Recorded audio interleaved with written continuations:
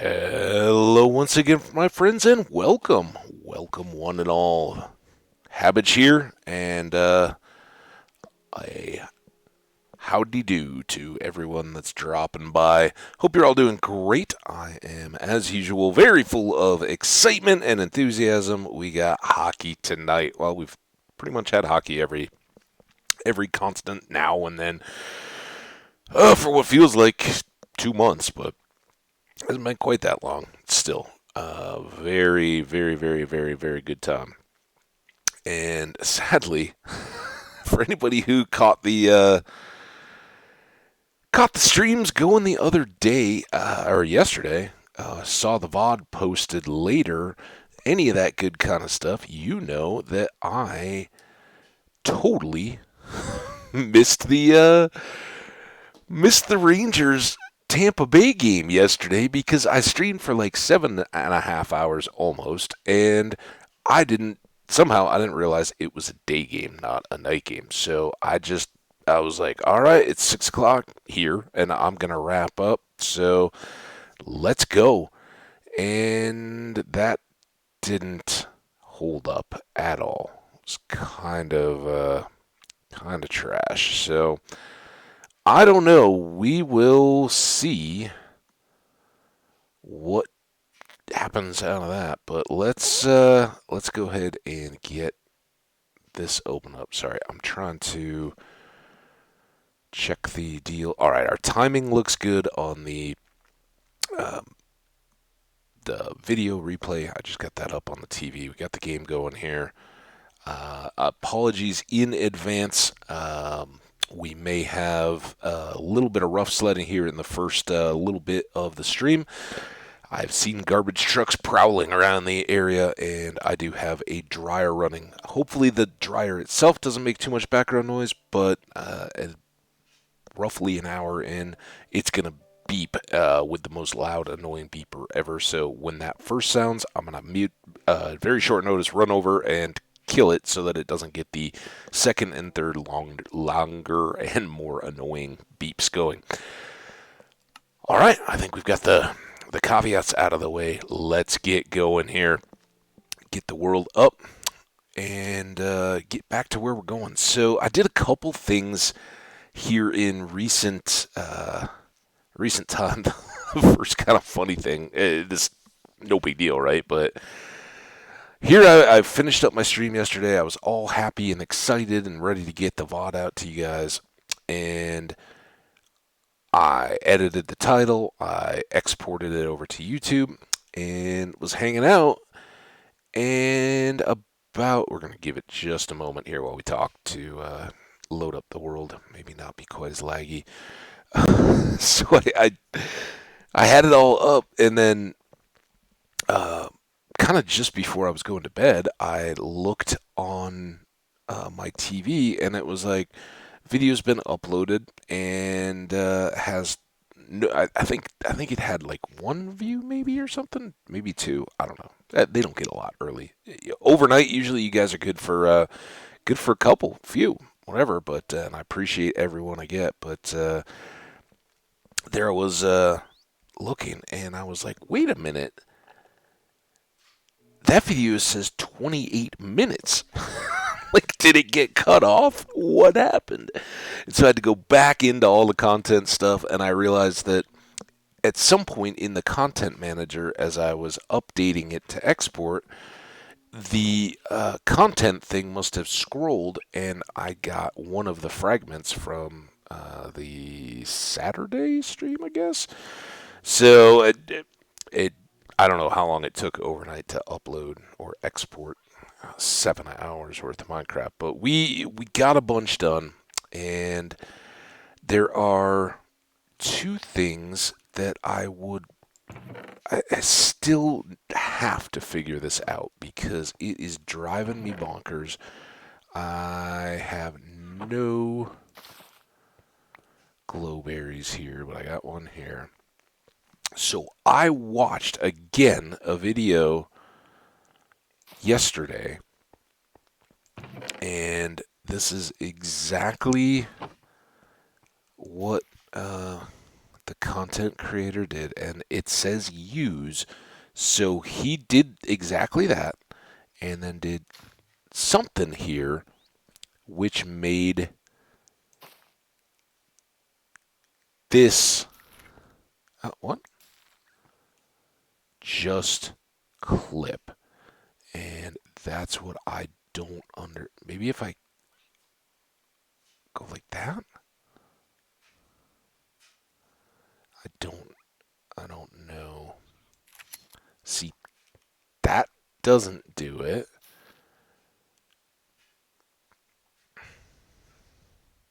I don't know. You guys tell me.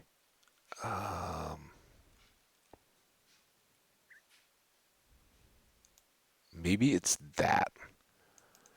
But like that, I don't know that I'm clipping the plant, right? I think if I do this, and you can't hear a sound, but if I aim just at the block here, oh, well, now it did it.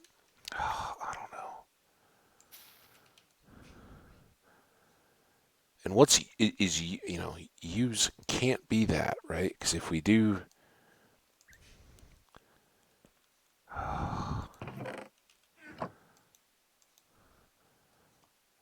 I don't understand. See, we can do that, right? That to me seems like using. And now these are clipped, right? And I can't clip them anymore. But as we found out, if we then do that, they'll grow again. We've been around that road. Here, if I try to get that little snippy sound, the fruit falls off. And I don't know what's different about my berries compared to the videos I watched in the last, or the berries I watched in the last video.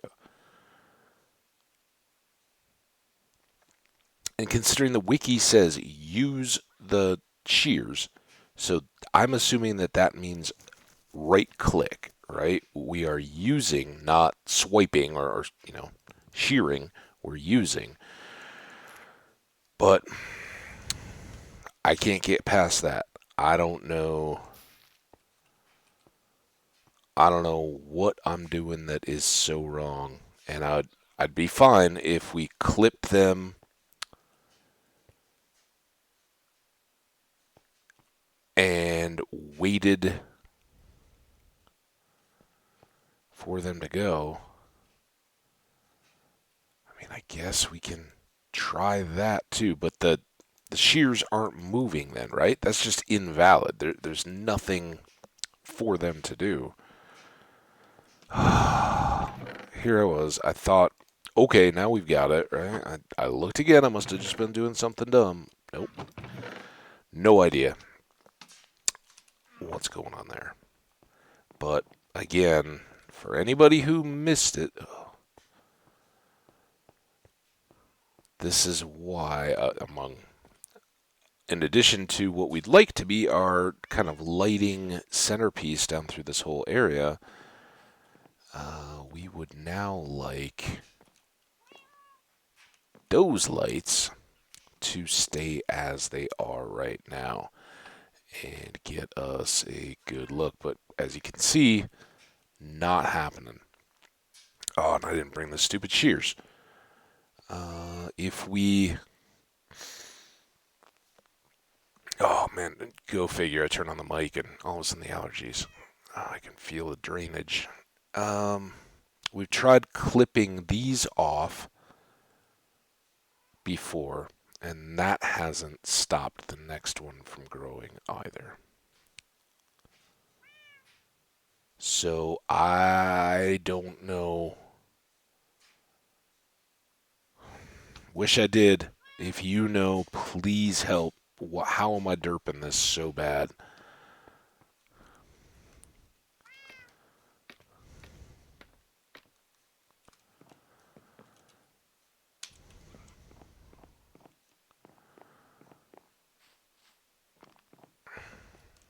Anyway, so we got that. Now, I guess I really didn't look around too much, but we do have our rooftop tower garden, and I love it. We've done a lot more with our raw copper. to kind of improve the tower a little bit. I think that looks great.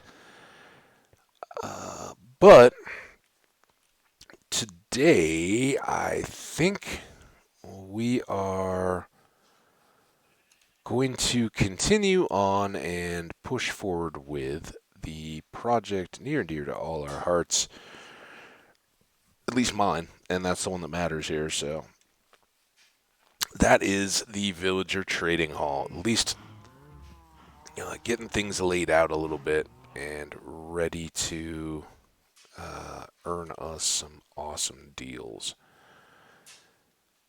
So the first thing we want is to ensure that from here we have a minecart system that will allow delivery of our little buddies to our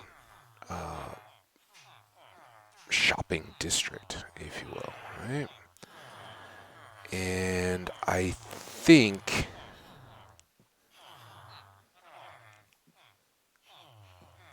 the only real trick I know is that as they're in the minecart approaching the trade, when they get kicked out of the cart by the activator rail, if this is the rail and here's the activator, right?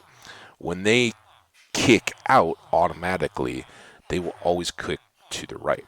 So the track needs to be running so that the villager traders that are all the stalls that are all lined up like this are going to be pointed out to the in the direction that we need them to go. So yeah, there's that. Now, beyond that, all we really need is navigation space to run the track to where we want to get them to start. And what I'm wondering is, should we... Ooh, I kind of like this idea. I'm kind of thinking that instead of just landscaping all this up to the level, we do kind of a wooden trestle situation. So the rails are kind of suspended instead of just having land contours. For one thing, that will keep this building more visible. I do my bed, right? From the distance, it'll make it more visually interesting, kind of break it up from just being the same old, same old. So I think this may be a terrible idea. I think we want a bit of a walkway through here. We should be good to sleep now.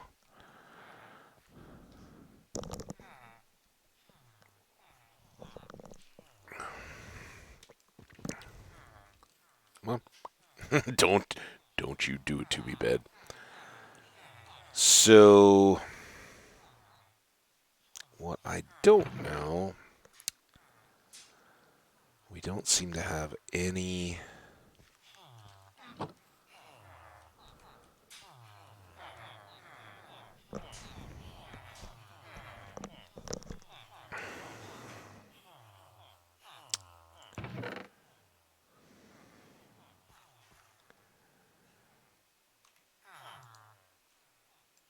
sandstone.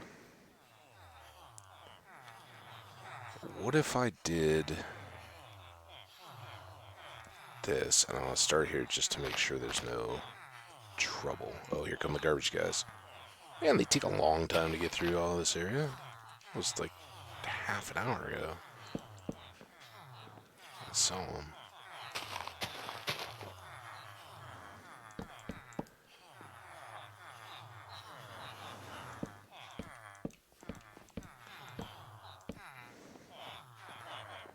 Now, we may just put it in and out of here.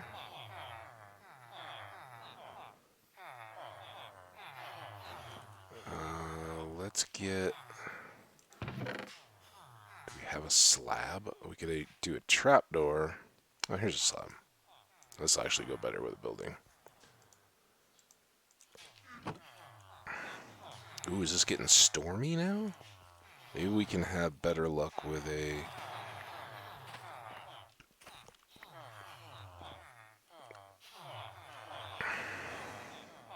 It's kind of like the amethyst. Oh, crap. I was going to say it's kind of like the amethyst. We need to just be really careful. Okay, there's that.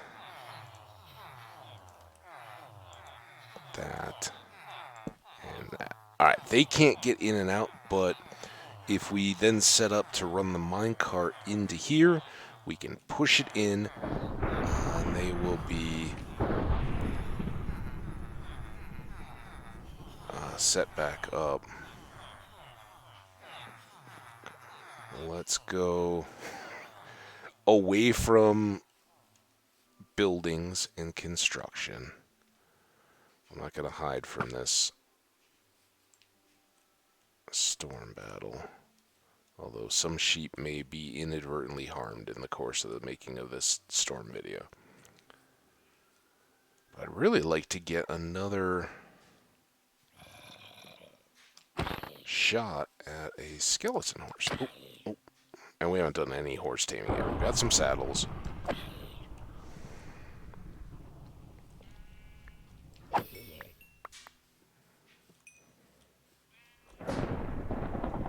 Ooh, forest fire that the rain then put out. Hi.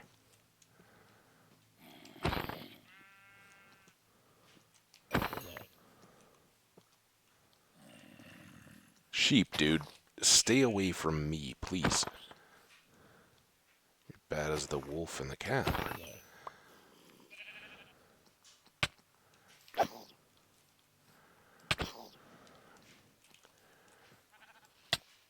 can't see him.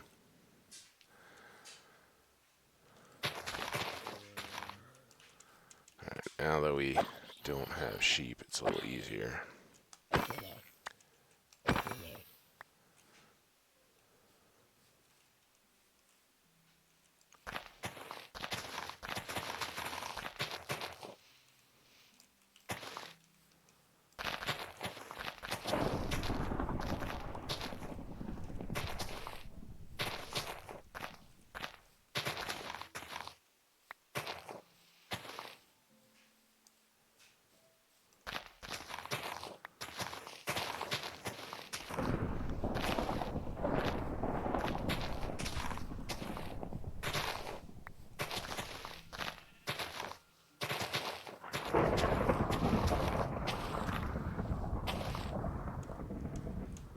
Okay, there's another.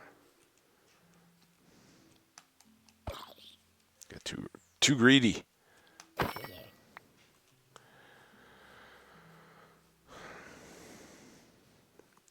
Skeleton, zombie, horse, where are you now?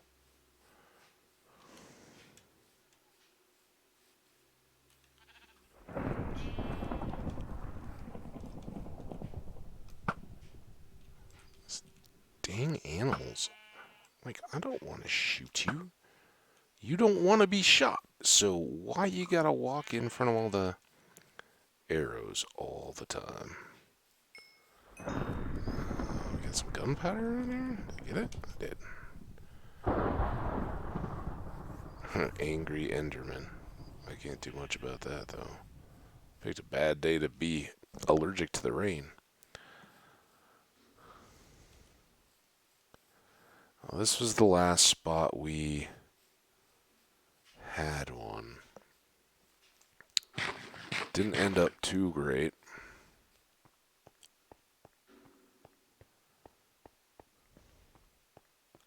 Hope nothing hits my tower trees. They're the tallest in all the land, after all. I don't think I'm done clearing seeds. Honestly, I don't think I'm done clearing those flowers either, but...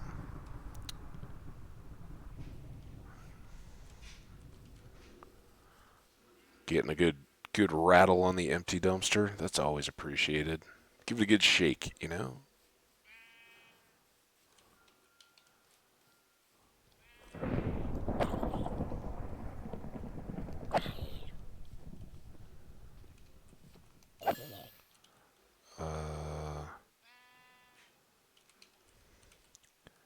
I guess, since we're out doing a bit of combat, we should do this, and I honestly was not even considering that we were carrying around a fortune pick, so... Sloppy. Don't end your play sessions with your custom tools.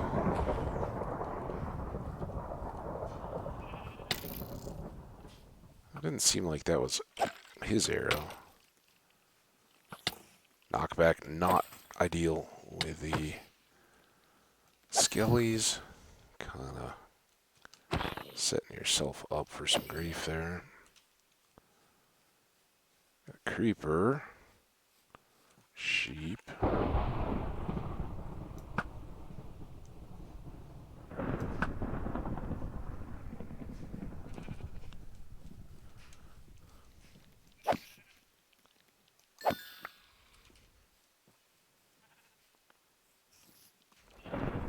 I really want to use our revamped sword on some more cave spiders at some point, because I think it would be just super quick and fun.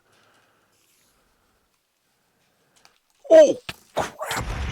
Well, we were going to dig that out anyway, so not a problem.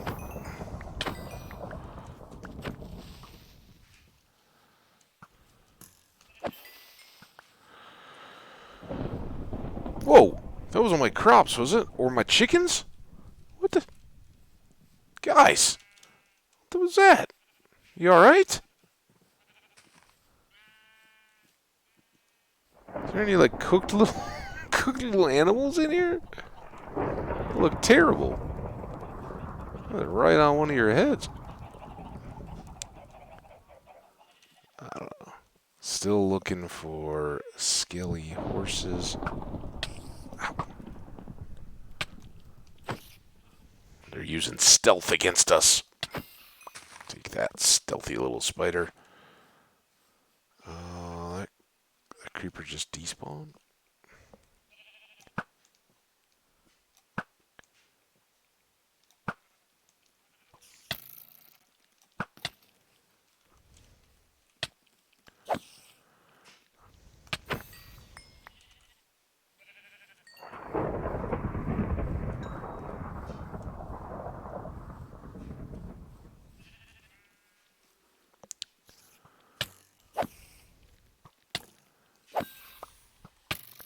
Ooh, you got a bow.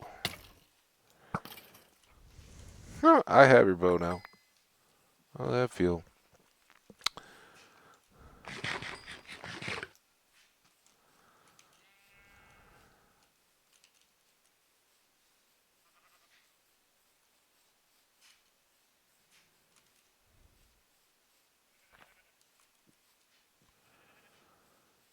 Do do do do.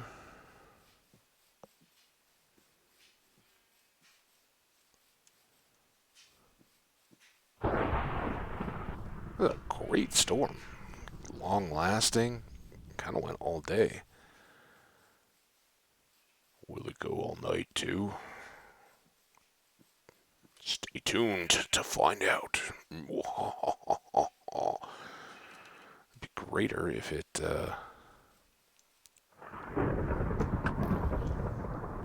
gave us a bit of skelly horse fun. We get that meal creeper away from you guys? Nope. He is. Oh, I should have baited him into skelly games.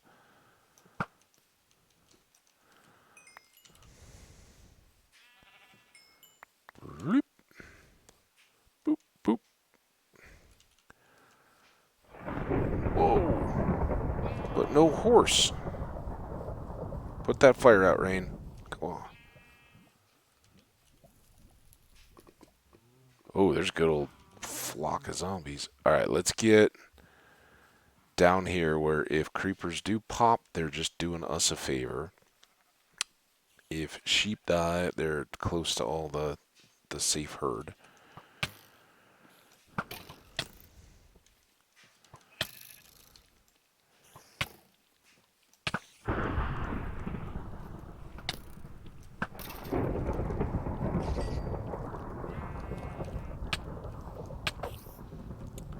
We'll eat something here at some point. Let's get a little soggy dinner.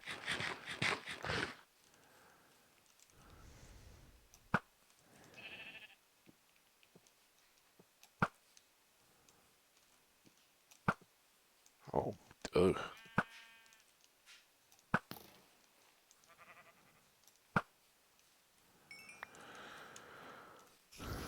Oh, he went right over my head. Ha ha.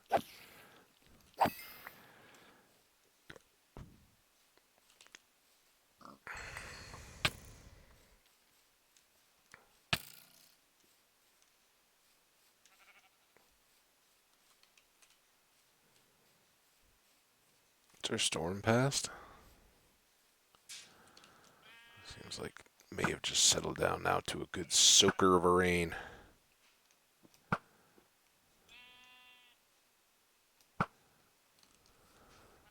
Soften those up a bit. This was the guy who was taking shots at my back. How's that feel, buddy?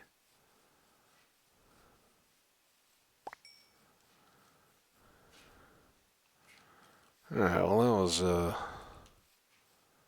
that's fun and all, but now that the storm is over,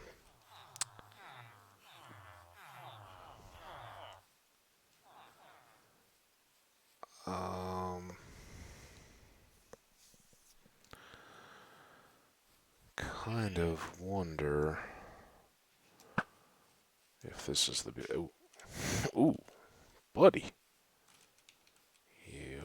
you dropped a ways there, right into a big old hole. That wasn't even a creeper hole, just a hole. So I don't know. Whoa, dude, where did you come from, little drowned guy? First of all, you're speedy. Second of all, you're sneaky. He like came from underneath there. Levitated or something. I think he was possessed. So, let's swap these.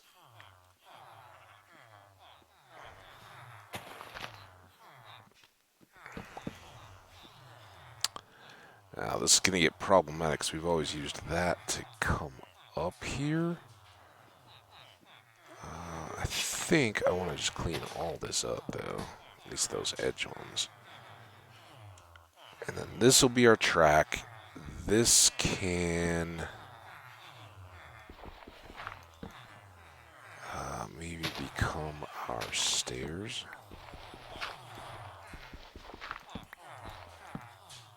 Something like that. And then here we'll have the out piece. But now what I'm thinking is, as much as I would like to... Alright, it stopped raining. Let's sleep. As much as I'd like to use dark oak logs to hold up that trellis, I don't think... I think that would just be a mess. Instead, I think we're going to go with planks. And maybe some stairs. Got plenty.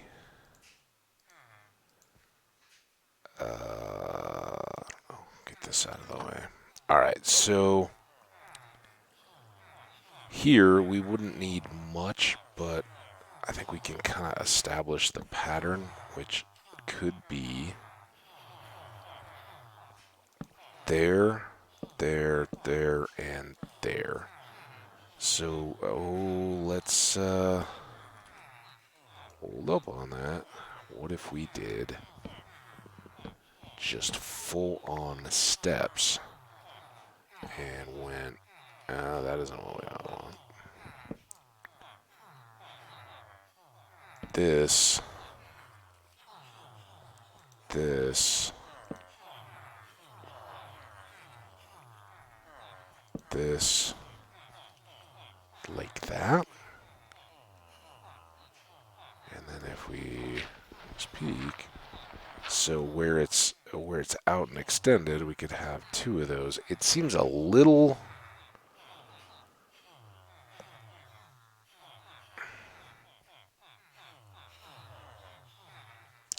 wide.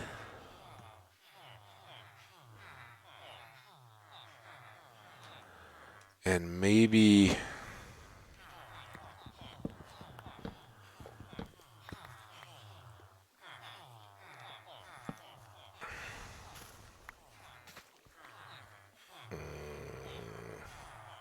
maybe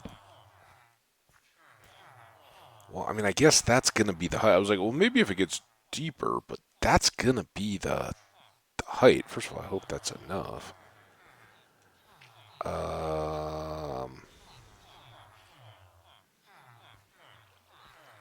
So I don't know. If that's the case, are we better? We better just keeping them tight. And then how far? I think is that tight with a build? I think maybe the building edge would be a better spot here. So that would be this, oh, this, this. So it'll give us a little 2-block walkway underneath these various ones. It puts it, the track level is 4 blocks above height. And I think while we will probably have to dig out to put in some of the mechanics of the machine, we should otherwise be okay. And eventually we'll do more decoration work out here. But now I want to go. So this is 1, 2, 3, 4. Oops.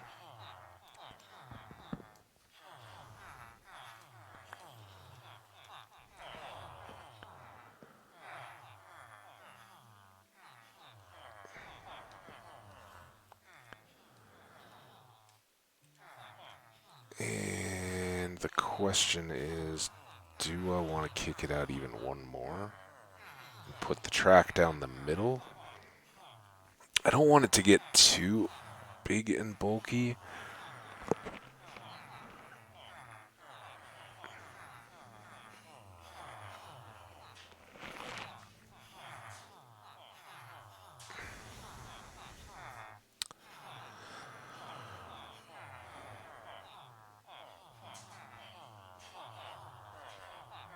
But I think we need at least 2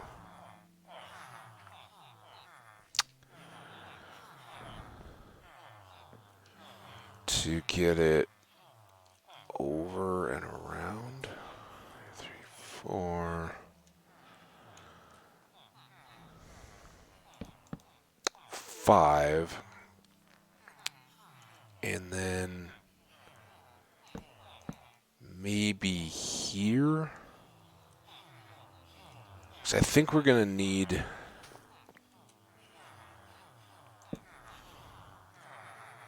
So the first stand is going to be down there, right? So I think here, maybe we do need it to be 3. And maybe what we could even do is get away with this just being 1. This is just the track, right? But then here,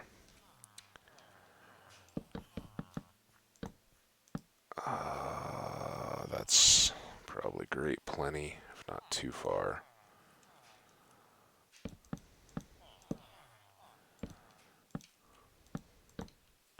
let's pull it in just a bit from the, because this shoreline cuts in, and I don't, let's see, how does this, I think this is our line. Then we can still have like shoreline decoration stuff.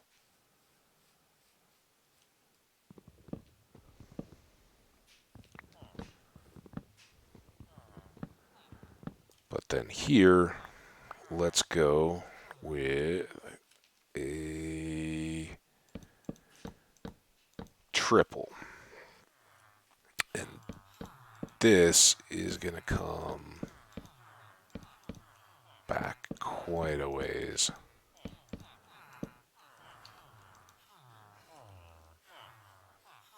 And we now need to start getting rid of all this. Do, do, do, do, do.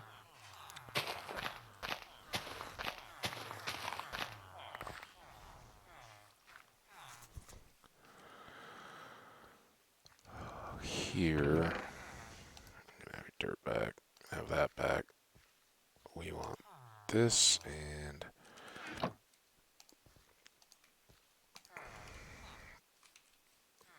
what? What are you two doing? I thought I left you in boats down that way. All right, well you can come. Ooh. Ha! Take that. I'll have to free them eventually just to do my own work, but now they're kind of stuck.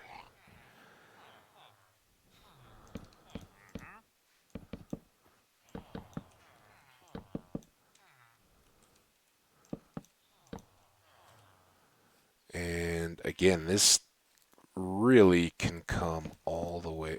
Oh, because I did have stairs in there. They didn't remain stuck too long. Fair enough.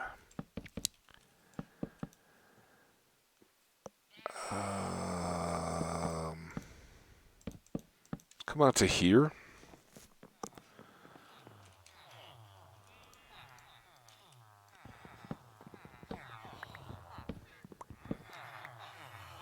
Do this again. So now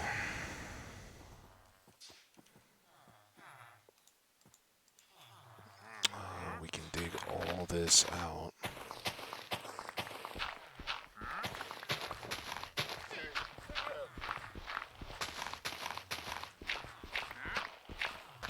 And sadly, I suspect our little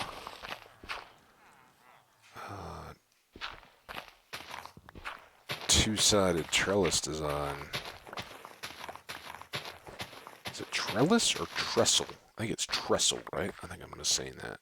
Trestle bridge, right? I think our two-sided trestles will become one-sided as we begin to lay out the market itself, because this will just kind of build into one side of it. And certainly the farms on this side, or the structures, are more important than any just little cosmetic things. In fact, that can largely be cosmetic and eventually replaced. Alright, well that's the end of our current shovel. So, for folks who aren't too familiar with what I'm building yet, so train track goes in there, comes out here, runs along here, and will turn on this end so that it's then facing this way. And at certain points along the path, we'll have a walkway where the minecart is designed to eject the villager, and that'll basically be the end of the line, because then you put in a little cactus. I was going to go all the way back, but we can do it in the day. We got some combat in, right? Ejects the rider into the little walkway to get him to a stall, and ejects the cart itself, or breaks it, and dumps it into a hopper so that we can pick it up and reuse it over and over and over again. So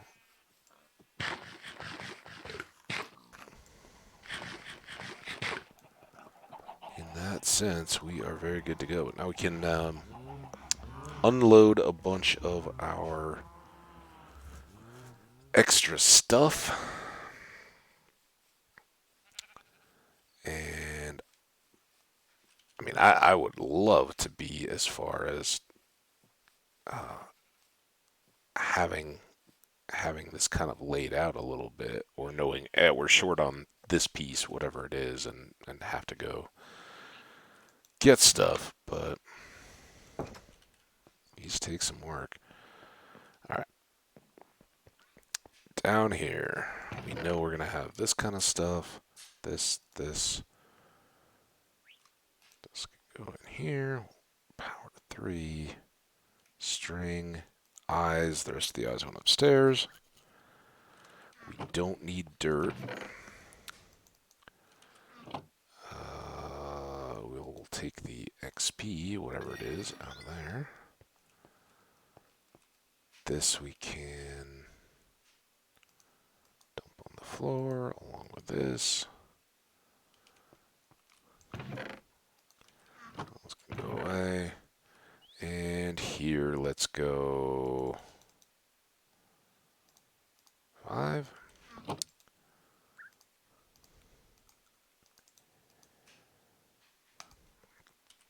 And while we're back here, I know we have one more. Let's just grab.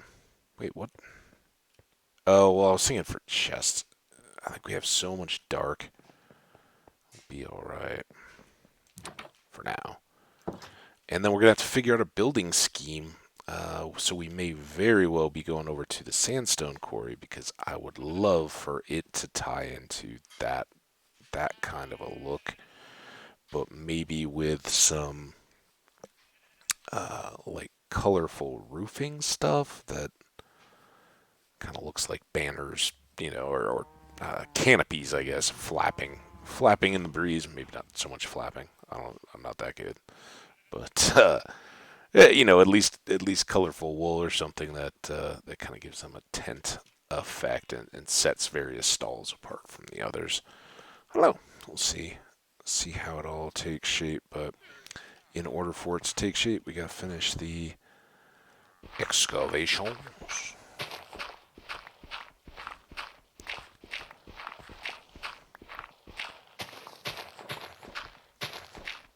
And I think we will.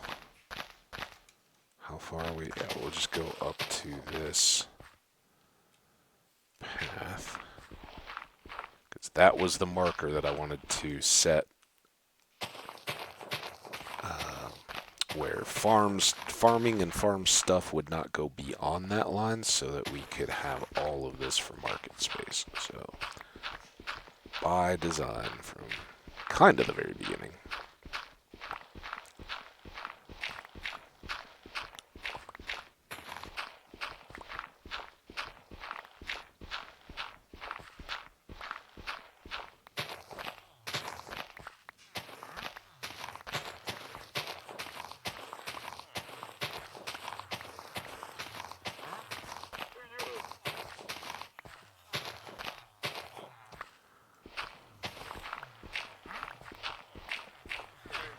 Oh yeah, looking flat. I was gonna say it's looking good. It's just looking like a trench, but a fine trench.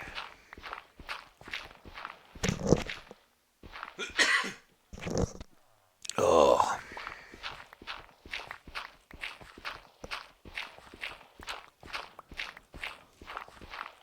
So yeah, we haven't talked any real hockey yet, so I missed yesterday's game. It's kind of a bummer. I was really planning on maybe not watching it, but at least listening to it, following along. And so um, I start scrolling around on this like boombox radio that I have, which is ancient now, but for a radio, as often as I listen to one in my house, it's kind of handy. Oh, hang on one second. Mute you guys. I'll be right back.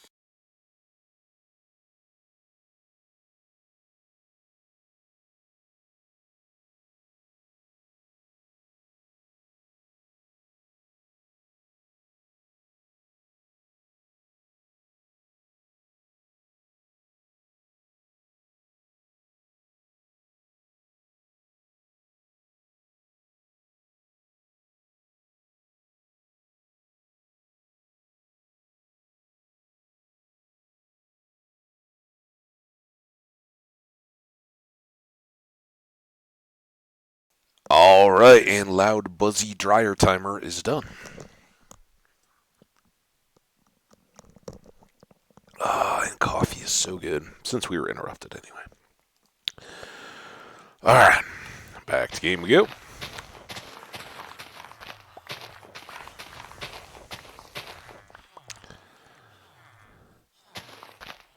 Now, we can... I think I'm probably going to leave the stuff just to the left here. And give it a chance to kind of speak to us, right? How does that hillside and the edge of that building want to be?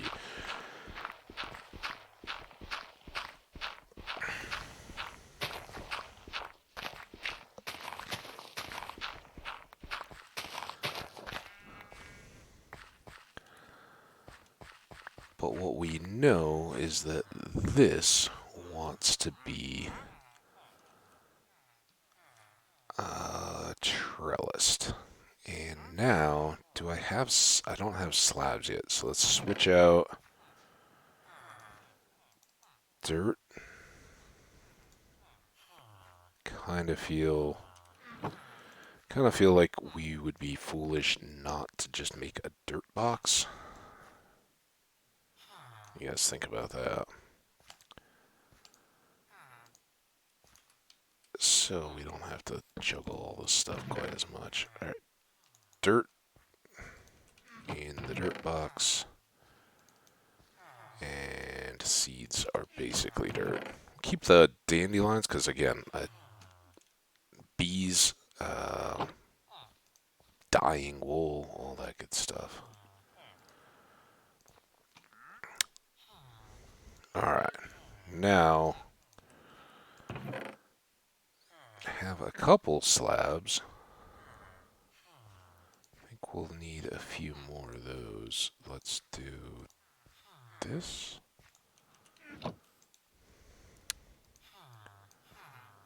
See where that gets us. We probably don't even need that many, but here... Oh, not what I wanted. Switch out the food.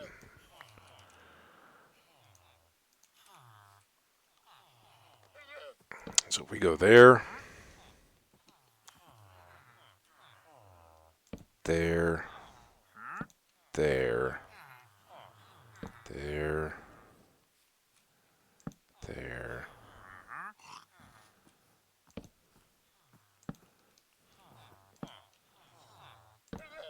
What do you think of that? That gives us kind of walkway underneath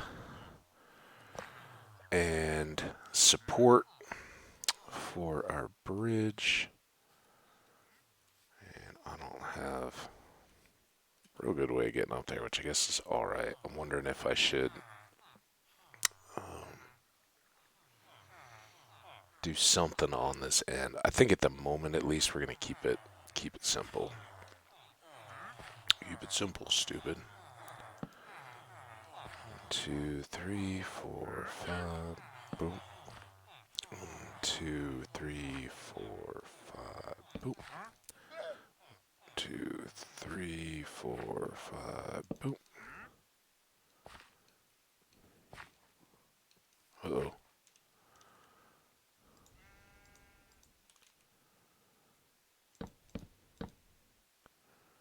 Oh.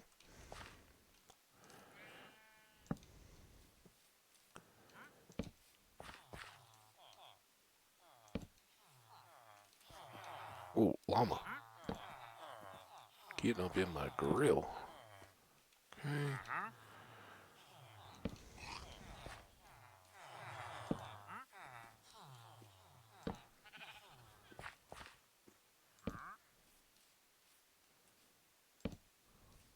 Alright.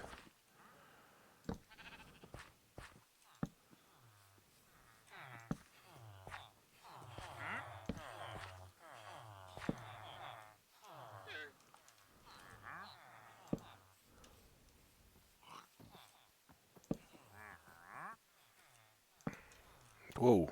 Stupid grass.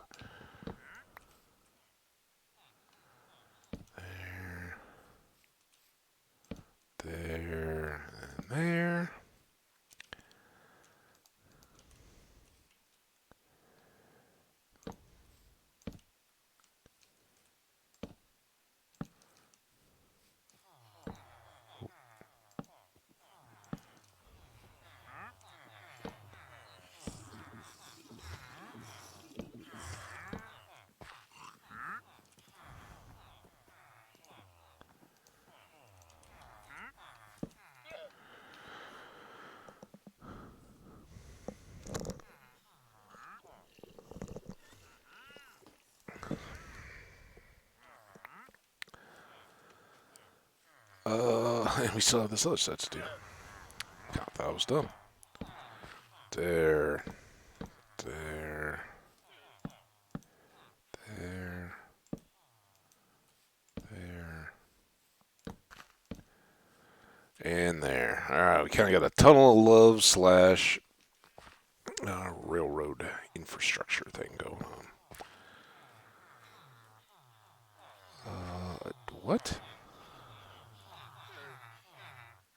Did I do that? Why did? Oh, that was the little lock in the guy. That's right. I was like, what is that doing there? Ow.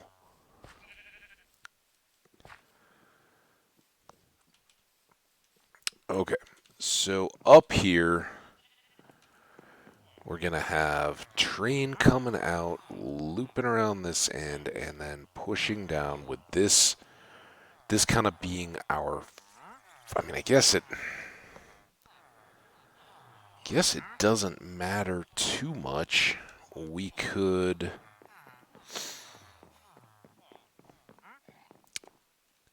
start by bringing them all the way down this end, and then moving back from there.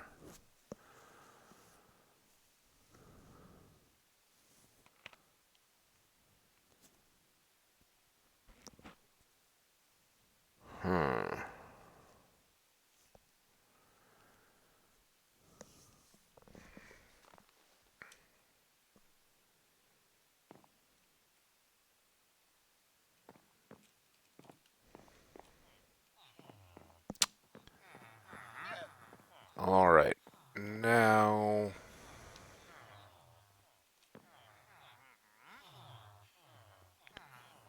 I guess we just keep digging. Now we've got all this stuff in place.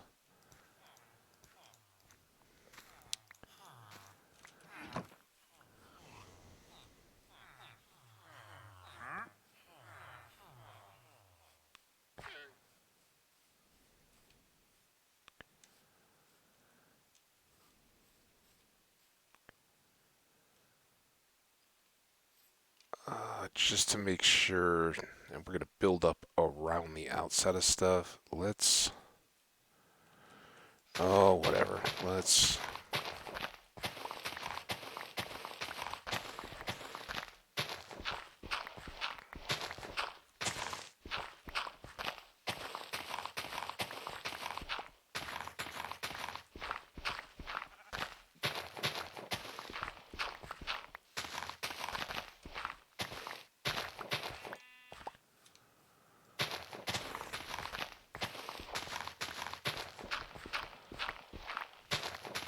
just start clearing.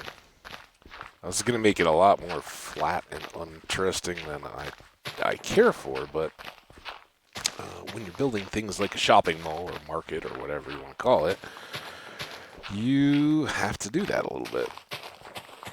And you just hope that when they're all done and the big trucks move away, that it at least looks appealing, not like shabby. And maybe they do a bit of landscaping around the outside to make it look nice. Oh, let's just look at our treetop tower. Or towering treetops. Something.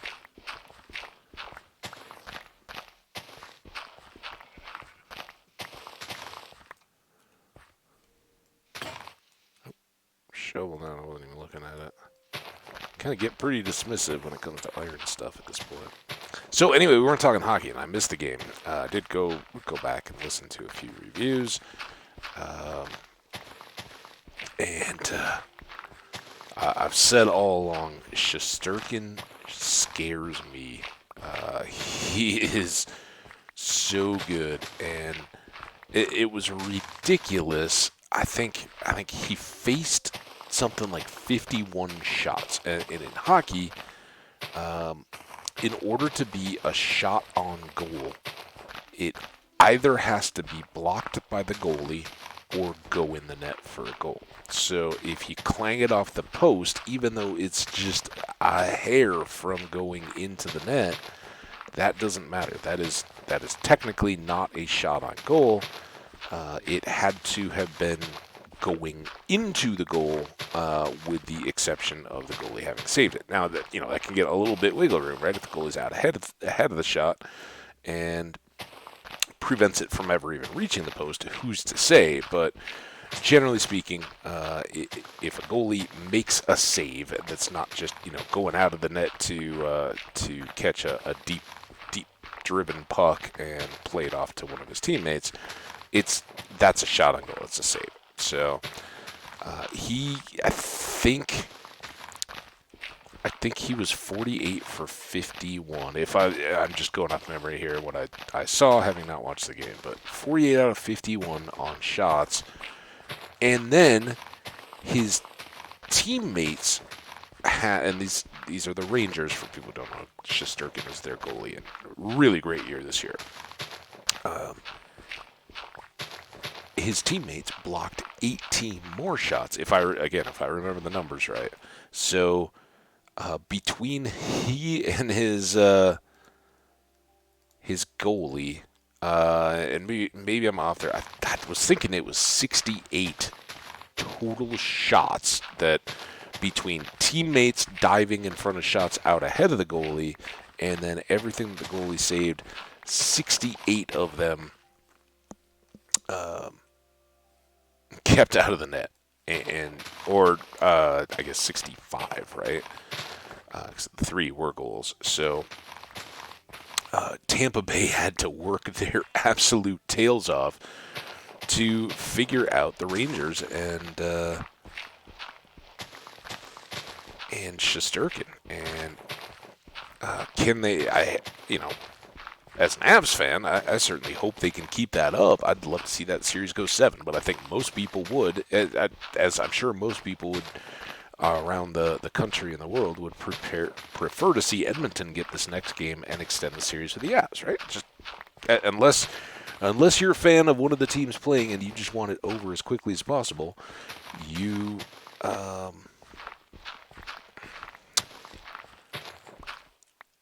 want the games to go long. I certainly wanted that in every other series, and particularly in that first series where we had so many Game 7s. It was really great, especially considering that the Avalanche had swept Nashville and we're sitting back at home, resting and relaxing. Now, there's a little bit of added push, I think, for the Avalanche to play hard through this one, and no mercy, no comfort that, hey, we just have to win 1 of the next 4, and we're in really good shape. That's a pretty easy mindset for teams and players in any sport to get into. You're up that much. It's just kind of natural to take your foot off the gas a little bit, and maybe you rotate through. Maybe it's some of those roster guys that haven't had the experience. Whatever, you've got a little bit more cushion, and so you go, and that's human nature, right?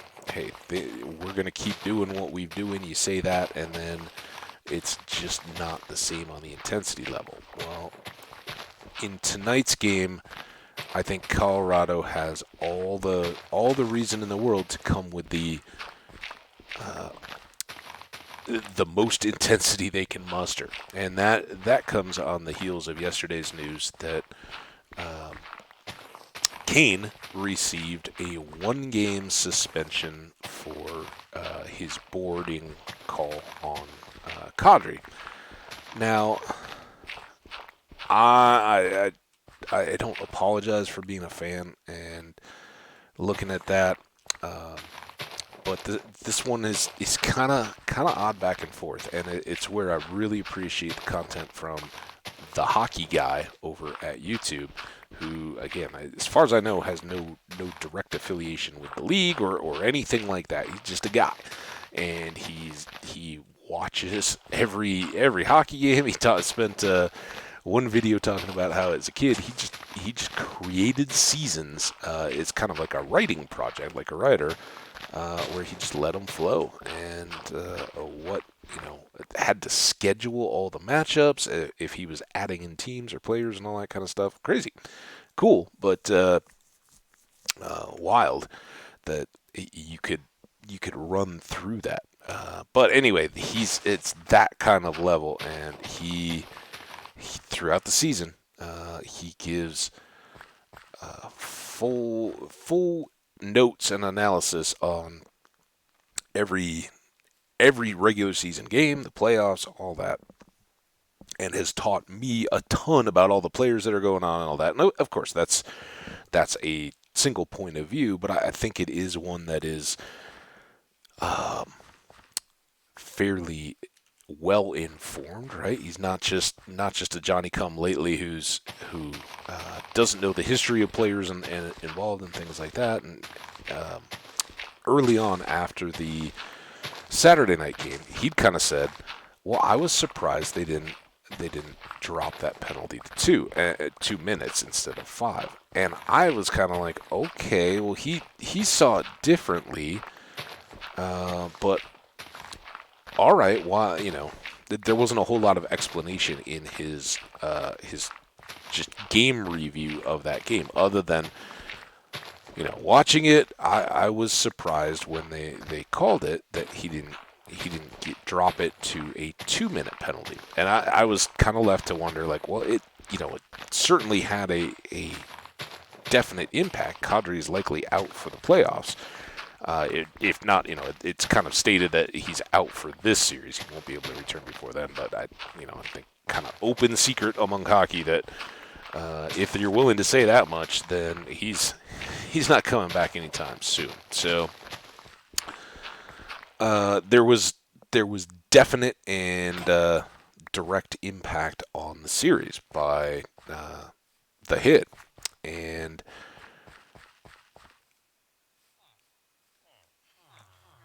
I thought the hit constituted a threat. So I was a little, I guess as a fan and trying to swallow my pride and be like, okay, well, I guess I don't have a full perspective here, but I definitely thought that was a major. Why wouldn't it be? And there wasn't much more explanation. Well, yesterday early, I think there's a video that came out that was kind of news of the day, and it was talking about how there was to be a disciplinary hearing, and that means that they're figuring out what the suspension will be for the hit. And in the course of that news, he went into a lot more explanation of boarding, how it is called, how it's applied um, in this case, and all that. It was really informative. That's the kind of stuff that this guy does, that it goes above and beyond just hey, I follow every game. He's out there looking for, I anticipate that there are people that are unclear about this. It's newsworthy. People are talking about it. Let me try to get information out there. So he's got the exact wording of the rule up on the board, a little dry erase board kind of deal. He's got kind of clarifications on how it gets called and how it doesn't. One of the things that I learned is, well, I kind of knew, but you set it aside, right? But if you get called for a major penalty, a 5 minute variety where the other team goes on the power play and will stay there regardless of whether or not they score a goal, um, if you get to that point, then you should be kicked out. The player who gets that penalty should be kicked out of the game. Game misconduct goes with any major penalty, and the idea being, if it was egregious enough to warrant that, it was something that earns you time. Like you need to go cool off. We don't need you staying in the game, and particularly we don't need the other team now coming back and trying to retaliate against you. So, best for all parties involved if you just get on out of here, right? And that wasn't the case, and that was why in the initial game review video, he had said, I expected they were going to drop it to 2 minutes because, according to the rule, he should have not served for the rest of that game. He should have been tossed on a misconduct and then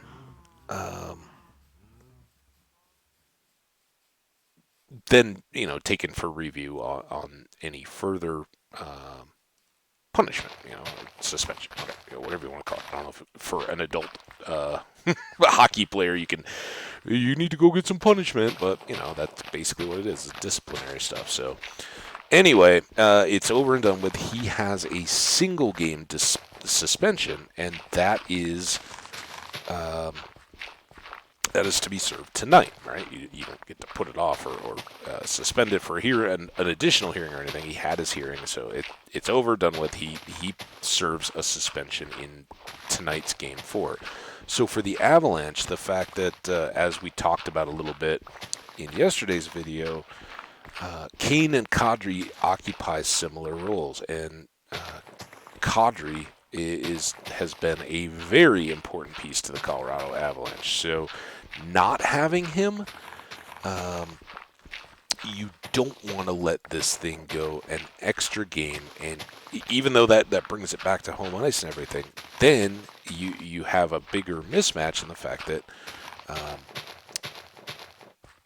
Kane would be back and you won't have Kadri. So, the matchup and all that. Now, the Avalanche are deep, and, you don't cry over losing players. You have to expect going in that you're going to lose a few bodies here and there. And it stinks, but hockey is a naturally violent, but in the sense that there are bodies and pucks and sticks moving around. Not that there needs to be premeditated injury. And I would like to think that Kane had no premeditated desire to injure Nazem Kadri, but the hit itself is described completely in the rulebook as anything where you are checking or hitting a player into the boards, or hitting them in such a way as to push them into the boards. And I don't have all the wording in front of me, but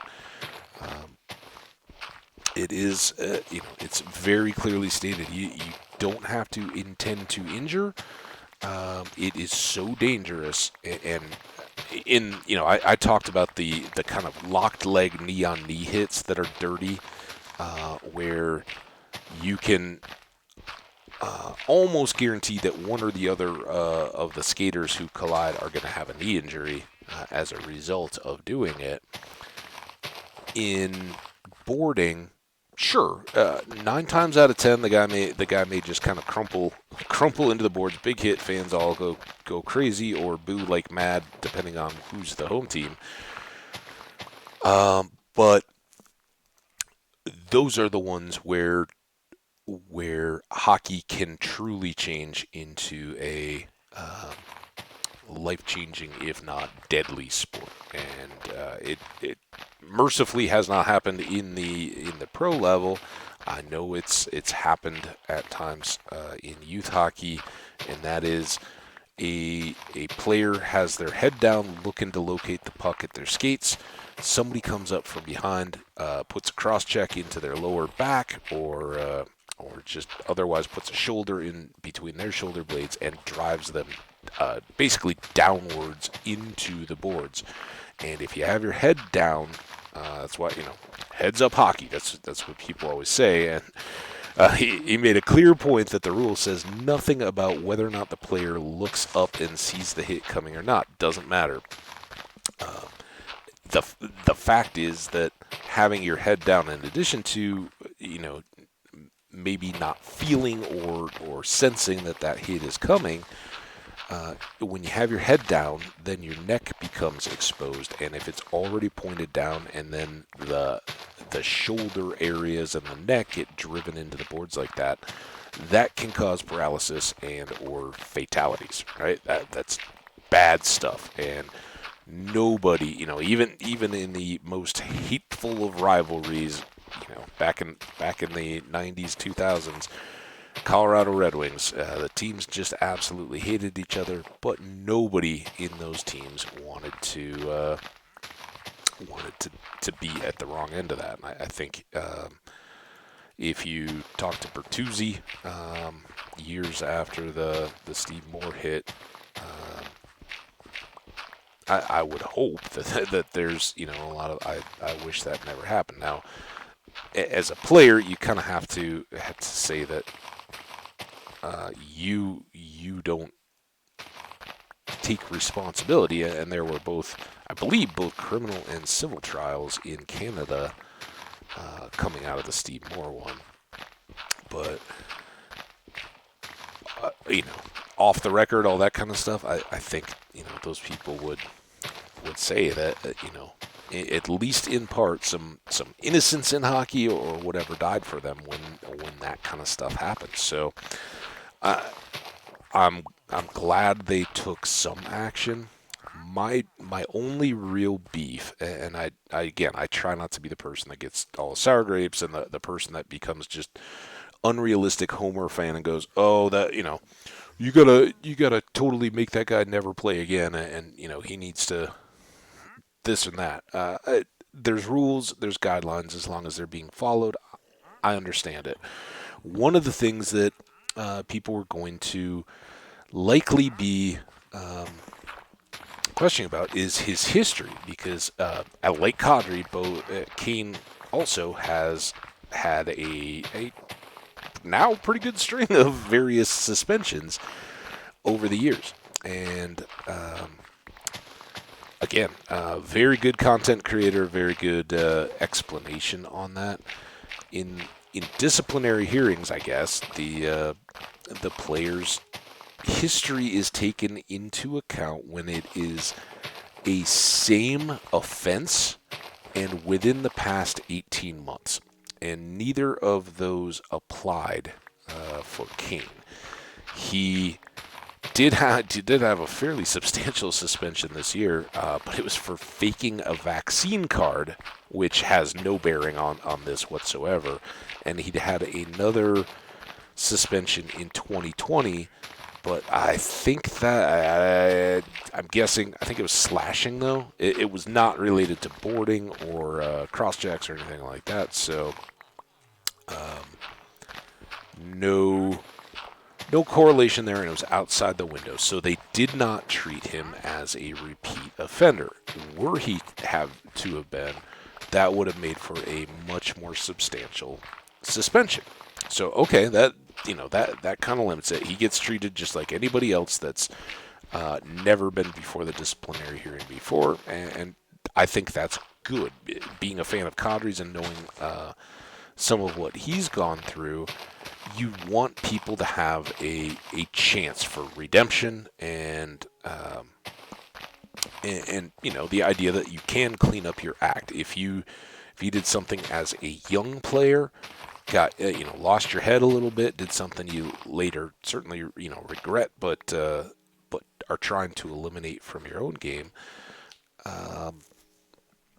you get a chance to kind of clean up your record. At least in the fans will never forget, that's for sure. But at least in terms of the official policy and the standard you're held to, there is a window where they take it into account. But if enough time has passed, then they're not going to just forever treat you as a pariah amongst your peers, which is I think a good thing. So that was okay. My beef is he got a game suspension, right? And I think I would have been much more satisfied with it if he had also gotten the game misconduct that he was initially should have been charged with. Right? You get a major penalty by the rule. Any major penalty is also handled with a misconduct. Now, the officials on the ice, for whatever reason, and I don't know, maybe there's some caveat that I don't know about. I'm limited to one commentator's take on this, really. That wasn't just like, kick him out of the league. He's the dirtiest player that's ever been in all time. He is the devil, all dressed up in ice skates, that kind of stuff. Now, but this, this was the reasoned, informative take that I got.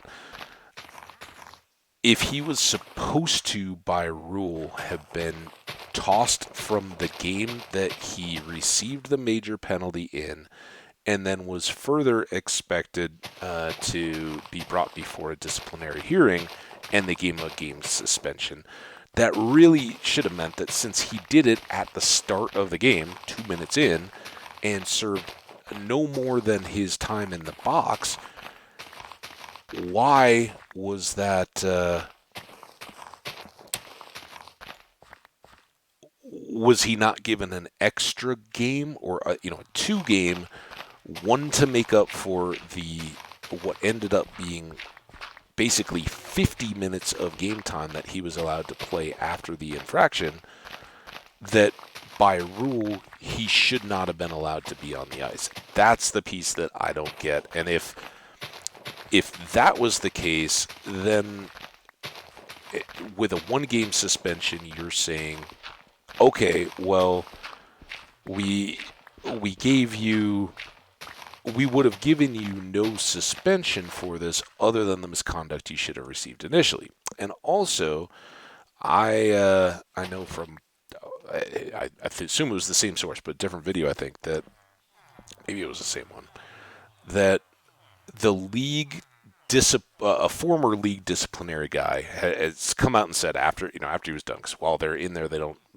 offer commentary on the punishments they're handing out. They kind of remain hush hush. What the retired guy did come out and say, in the playoffs, we basically look at a suspension of a game in the playoffs as being 3 games in the regular season, right? So what would have been a 9-game suspension in the regular season, that gets dropped down to 3 in the playoffs, because those games are so meaningful, and pulling a player away from their team, the punishment is proportional, right? It's kind of a different beast when you're getting pulled out of those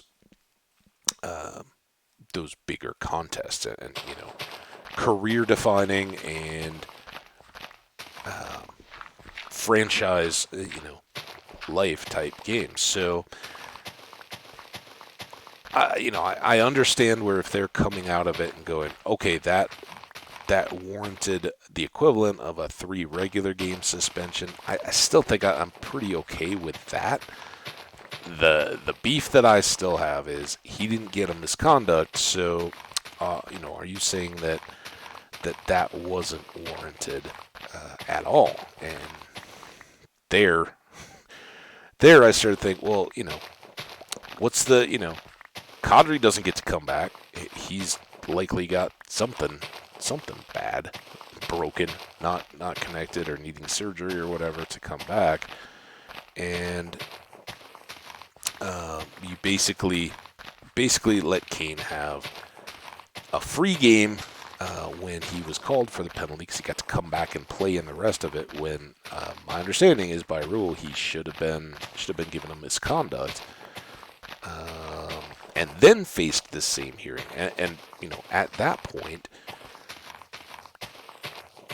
where does that conversation go? Oh, well, you already served a game misconduct, so we're good. I don't know. I have a feeling that had the officials made the right call on the ice and given him a misconduct, they would have been back having the same hearing, and likely came with the same suspension of a single game, because they don't want it to go, oh yeah, this didn't happen, it wasn't worthy of any punishment or anything, but instead end up basically halving what should have been the outcome for somebody coming out that early, and opening the game with a really, really dangerous play. So I don't know. Love to get your take if you're lurking out here, if you're checking out the VODs. Of course, if you are watching this VOD, the game may already be over. Who knows what will end up happening tonight? As far as I know, it will still be Francouz in net. I don't. Last time Kemper wasn't even backing him up, And that, again, is a piece where at this point, I don't think you pull Francouz. He's played well enough to earn the opportunity to not just be yanked, right? He hasn't looked significantly worse, certainly, than Kemper. And so even if you were, even, if, I don't know, say Kemper, like the cut above the eye, we don't know if there's anything lingering there. Did he get a concussion? Does he have impacted vision stuff from that hasn't fully healed? Who knows? But, let's say it's something that's very abrupt and then back again. Well, let's just say he had the flu, right? He was miserably ill for a game and got pulled. Francouz goes in and gets the win, does fine, and looks as good as he has. If Kemper then comes back 100% over the flu, right? It's just a thing. He got over it. He's now back to full 100%, no injury concern whatsoever. You still have a tough time putting Kemper back in over the guy that got you a shutout. So I would expect that, and there's rampant speculation going that Kemper's had something longer term going on for much of the towards the end of the regular season. Something just nagging at him that hasn't ever been fully right, and whatever that might be, the question is, has it devolved now to where he's struggling more? And you find these things out whenever the playoff run ends. So someday we'll be able to go, oh yeah, I totally knew that.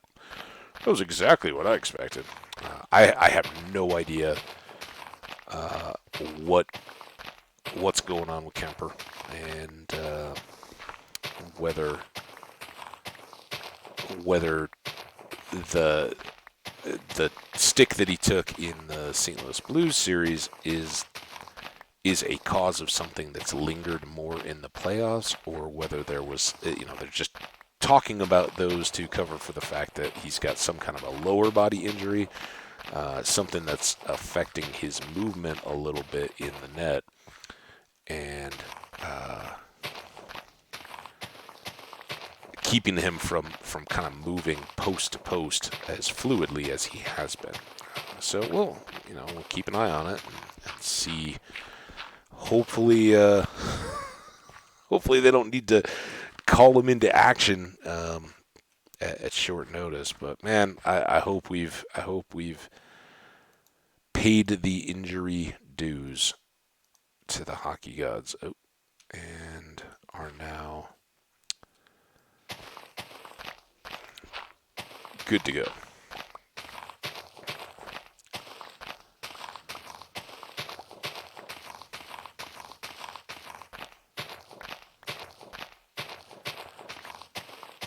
Oh, so we have got a pretty good little field here.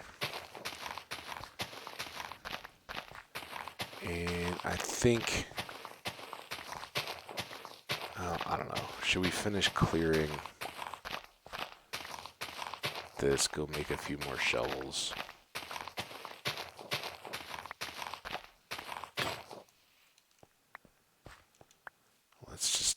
Let's just be done with that bit.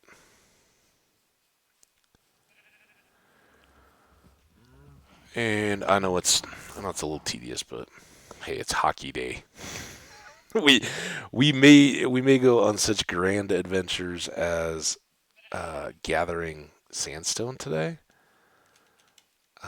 We may need more stuff of various types. I don't know exactly what that all might entail. Sandstone, I am confident we will need a bunch of. That's not where I was trying to go. This is. Eventually I can ferry all those down to the basement. We got that nice lead off one of those camels. A few more flowers for dyes. Alright, let's make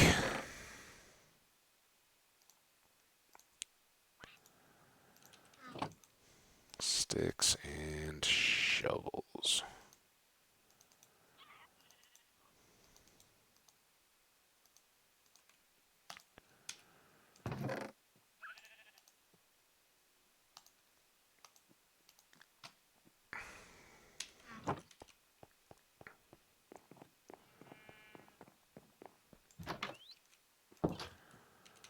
Alright, here we go.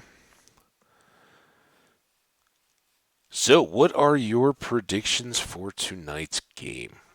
You think Edmonton is able to extend, or do you think the Avs can kind of see, hey, we've got a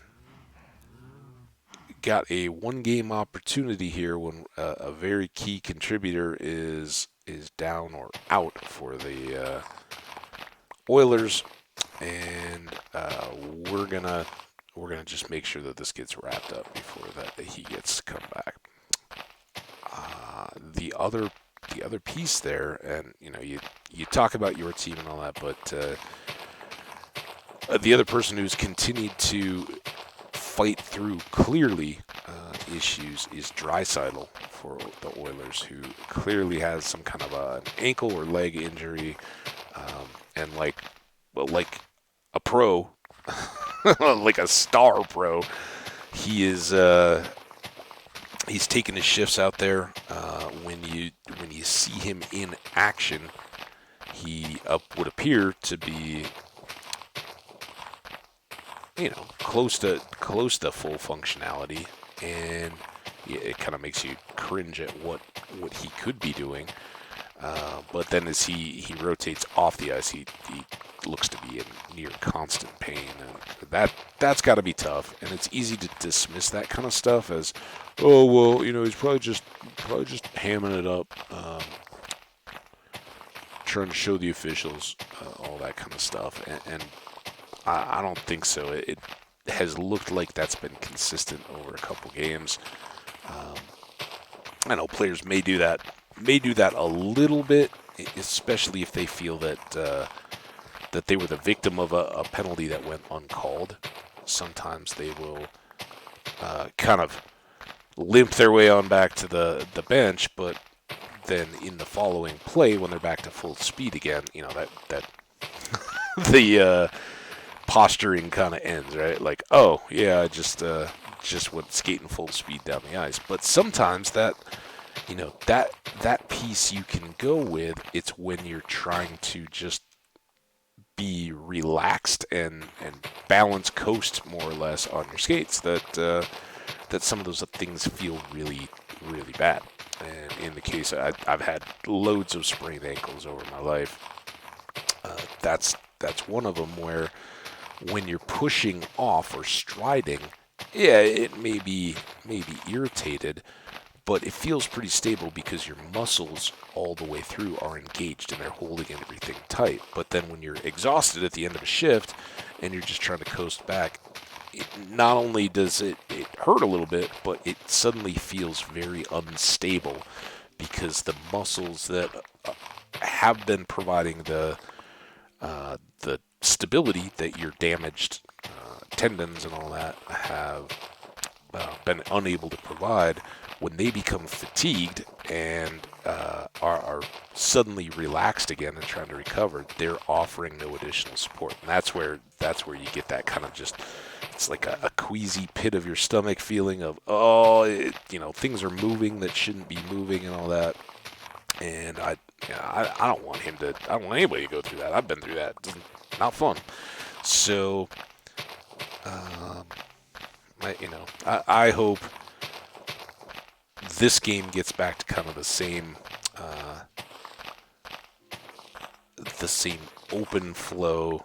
Not that it slowed down or got particularly chippy or anything. The hit was fairly isolated. There was not a ton of retaliation, Game fours, though, you can get some of that, particularly if the Avs get a lead and the Edmonton guys start getting into that desperation mode. They may be doing everything they can to try to incite a response, and that's where sometimes you get that backs against the wall, fighty mentality, and where the one of the wonders of hockey, the handshake when the series is done, you can go from a game where if the team that's down is down 3 goals or something in that game, and suddenly the gloves are being dropped left and right.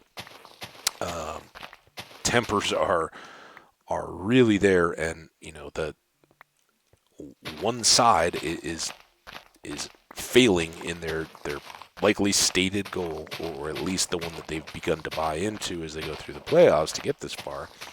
That dream that this is our year, we're going to hold the Stanley Cup, and it's one of those really difficult things to do. And there's a lot of Hall of Fame hockey players that never got that opportunity. And in that one in particular, since the Stanley Cup has such a wild history, right? It's a player's trophy as much as it is a team trophy, and everybody gets to spend a day or some amount of time. I'm sure the teams divvy it up, but during the off season, everybody gets the cup. They get to take it to their hometown, wherever that is around the world, or if it's always been their dream to, I don't know, go stand on the top of the Eiffel Tower with the Stanley Cup and hold it above their head. Hey, that's your deal. Whatever you want to do, you get to do. And if you ever are interested, go check out some of the crazy Stanley Cup stories, because back in the day, because remember this trophy goes back 100 years, and all those rings on the bottom, everybody's name is in it, and it is timeless and growing over time, because those rings keep getting added as each one gets filled in. It used to be a much smaller cup trophy, and people would actually they still kind of try to manage a lot of people pour some champagne into it and try to sip out of it.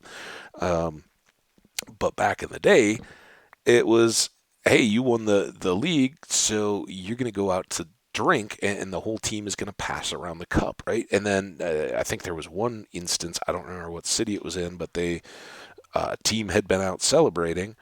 They come back, and as they're walking along the bank of a river or canal or something like that in whichever city it was, the cup ended up in the drink, and they had to fish it out the next day or something when everybody sobered up. I guess, I don't know.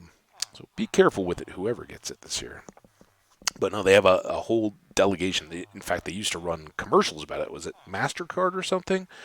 About the hands that take care of the cup, right? And this guy whose job is to maintain and deliver and provide security for this trophy that, unlike the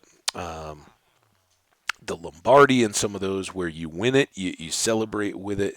Maybe it rides on a fire truck in the team parade or whatever when you go back to your home city and celebrate. But then it basically goes in a case in the team's building, and players get replicas and that kind of stuff.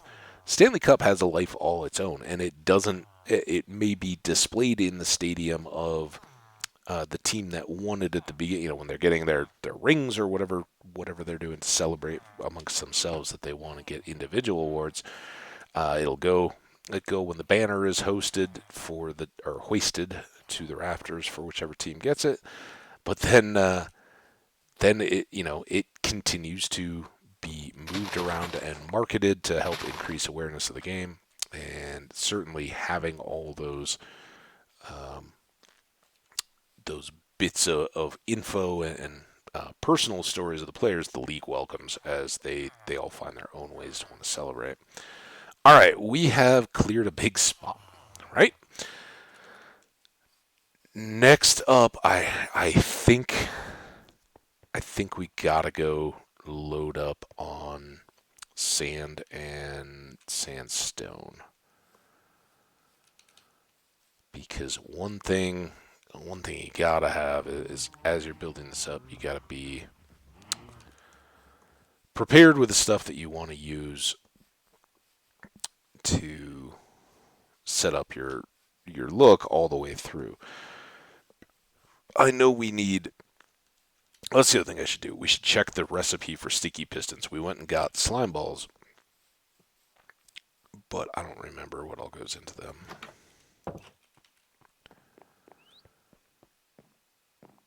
So we got a little bit of stone. Let's put that away. Let's put the sugar cane away. Sticky pistons.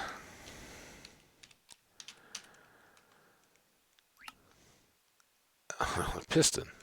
That was I knew the slime ball part. Piston. Poseidon. It's like Poseidon. Regular piston. All right, so iron we got, redstone we got, cobble we still have some, and planks, whatever kind. So that bit's all good. We will need levers, I know. Those are just cobble and sticks. That's easy enough. We will need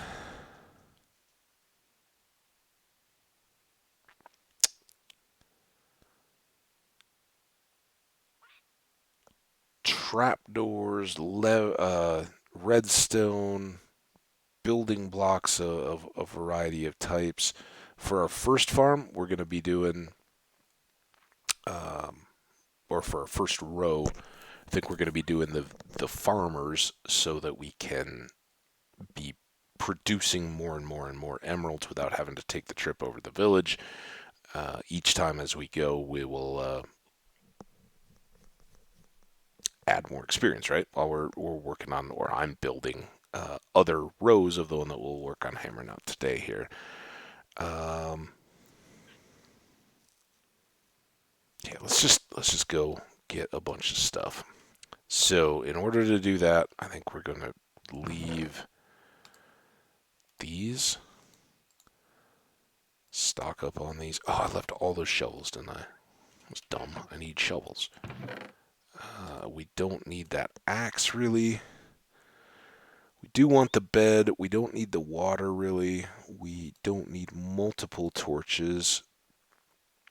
We'll bring both of those. Here, I want to put this away. And I think we will keep all the rest of that stuff. That'll give us a much better return than we've had in the past. So we'll swing by, grab a couple of those shovels to get sand. I think 64 torches will be fine, right? Because we'll want to drop the sand to break it onto torches. Yo ho, let's go. But I do still need a shovel. Everybody needs a shovel, right? I'm gonna go play on the beach or the desert.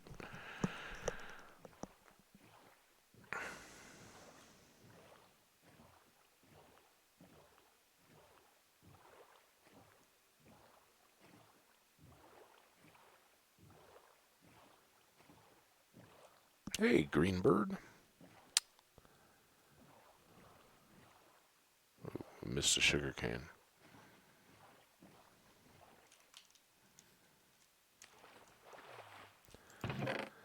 Alright. Nope, not that one. This one. Shovel. Those the right spots.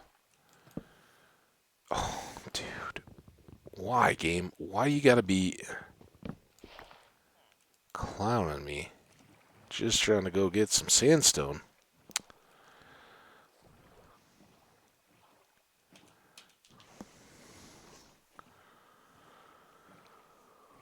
Oh, so we had a hockey time while we were digging out. What are we going to talk about next, guys? If you're in the chat, say hi. Let me know what you want to hear about. If you got got questions, I'll be happy to do my best to answer them.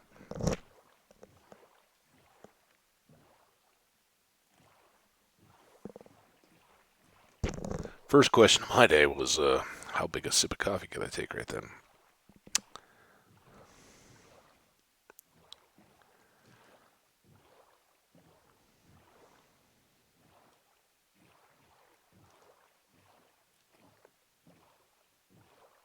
Oh, so here's a little bit of drama in the world. So I've got a friend, and she wonderfully, through her work, was like, "Hey, I'm gonna hook me and one of my other buddies up with some of their products. I'm not saying what it is, because obviously not real cool. I know it's all above board, right? It's all fine. Um, but she one of the hockey games was like, oh yeah, I'm gonna text you your little tracker. I'm gonna deliver you those things through UPS. And I was like, all right, that's cool. So UPS had its little tracker, and it said that by 7 o'clock last night, I was supposed to get the package at my door. And I'd looked at like, oh, I don't know, in the middle of when I took the break during stream yesterday, I checked the thing, and it still had 7:30 or 7 o'clock in the evening. And then after stream, I refreshed it, and it said dropped off at front door at 10:30. Well, it had been well after 10:30 when they dropped it off, and I'd kind of checked out my little peek hole on my front door. Never saw a package. Had been in and out before the stream, and peeked when I took that break. Never saw it. Never heard like any kind of a knock or anything like that, and never heard any noises that would indicate somebody was, uh, you know, uh, sneaking off with, or even like a very clear that there was a truck idling outside while somebody was delivering a package. So I don't know what happened. I looked in the tracker, and it said dropped off at front door, and this was on a Sunday. So I was like, well, maybe they tried to drop it at the office, and of course the office was closed by the time I finished my stream. I was like, I guess I'll go back over. So today before stream, I went over and just said, hey, you guys didn't get a package dropped off for me here yesterday, did you? I got this, and she said, no, but we do know that UPS is kind of notorious for like saying something's been delivered and then having it show up the next day. So I don't know what's going on, but talk about like your awkward deal. Somebody tries to hook you up and do you a favor, and then you got to tell them potentially that, yeah, they say they delivered it, but it never showed up at my place, and that would be weird all around, right? Like somebody tries to hook you up, and the delivery company, or maybe it did, maybe they just quietly put it down. Somebody else walked by and zoop, uh, my package is now gone. But I don't know. It has just a very strange vibe to it, and it doesn't make me feel particularly warm and fuzzy. I'm kind of bummed, but what are you gonna do? You know. So here's our Quarry. We have lots more room to work with here. The way that we try to set this up a little bit. Gabe's like, oh, we're back here. All right, hold on. You're going to want to play with a bunch of sand, aren't you? So we take, oh, this is going to be awesome. We'll maybe take two. This will be, how many crosses is this? Let's let's just do one because I don't want to run out of torches, right? We don't have infinite. 1, 2, 3, 4. This one is good. And just like this.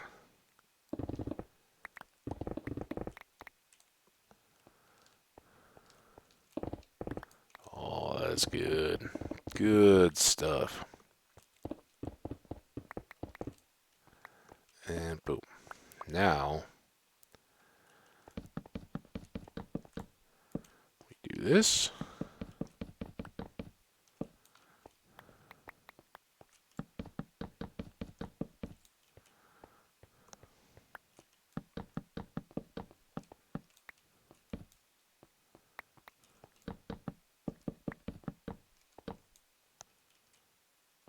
And there we go. Then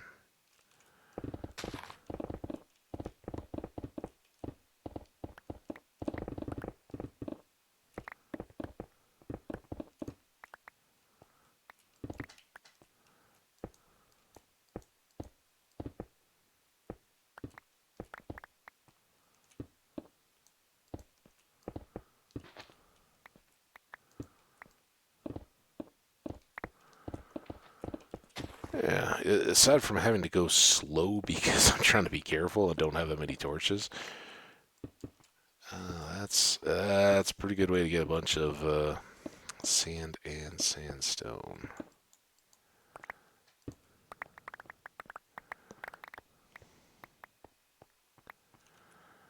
And now we get to go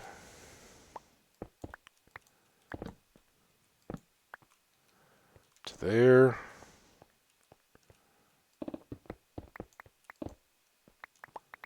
There. Oh, that is one more back. Guess it doesn't matter too much.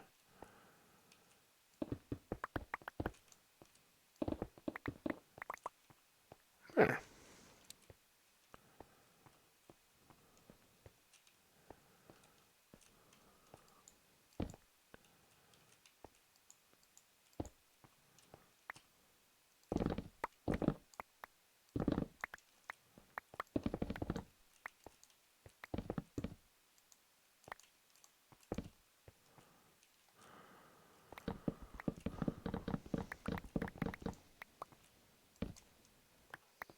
Grab all these back.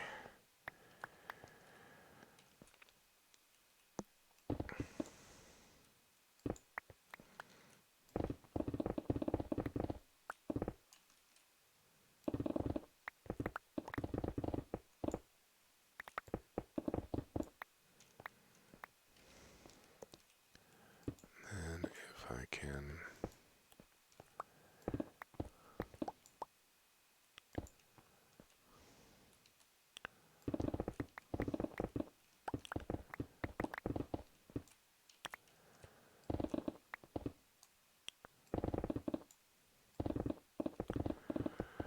just be thorough enough here, we can clear out all the middle. Now it's just flying. Pick is holding up great. A little bit of a nick there on the wall.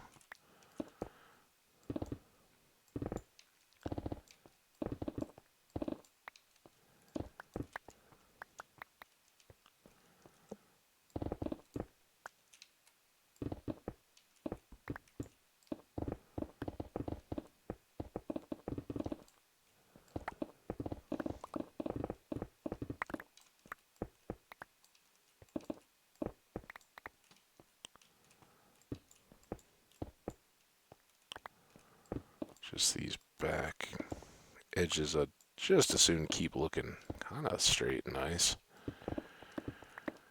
Slow us down a little bit.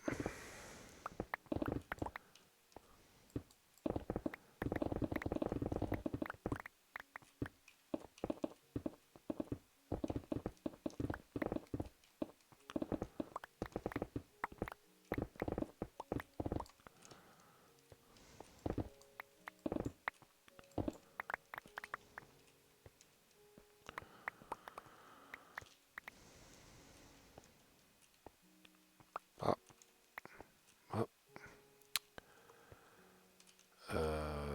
Come on. Oh, I'm really making the game chew.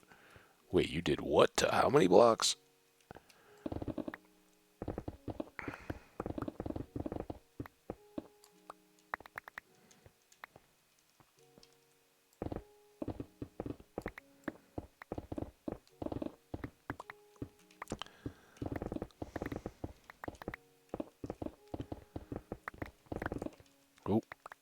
So much for my nice clean lines.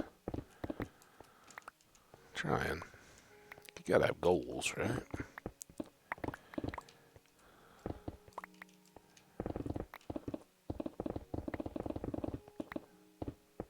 Oh, there's stone.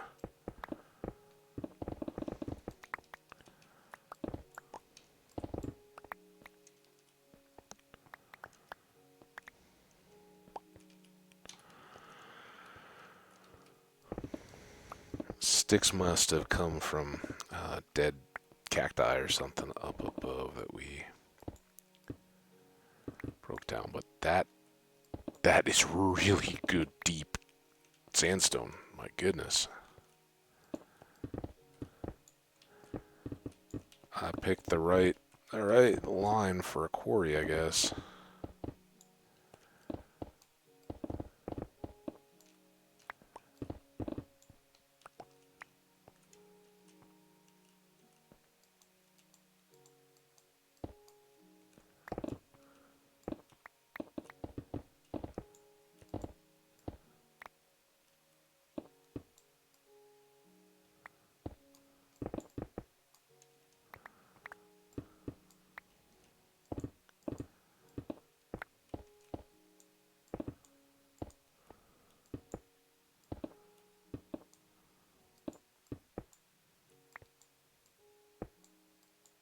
Come on.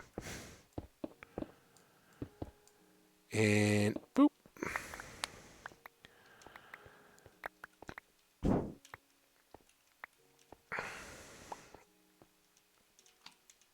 Alright, let's get a little more light back here.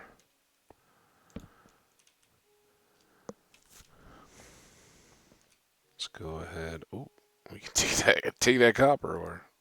It's not why we're here. Focus. Did I ever make... I don't think I ever made a...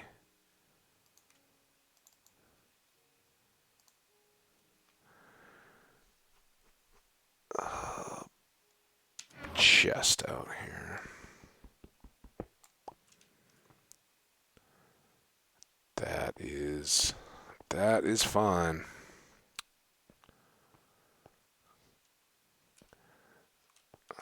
Now, come on.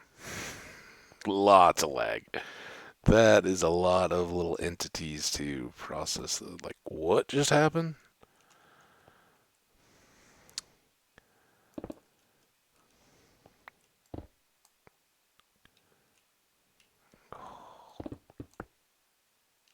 Okay, that looks good.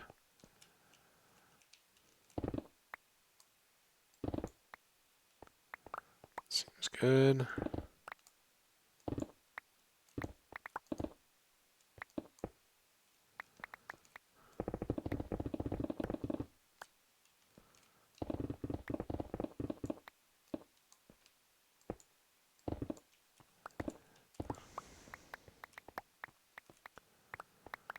Set our torches. That seems like a good evening activity. And then we'll sleep. And I'd like to do just this, even if we can't hold everything going all the way down in this section, at least we can get the sand, because we didn't really come up with much sand relative to the sandstone. There's not too much there. Alright, sleeping on the edge, don't roll off.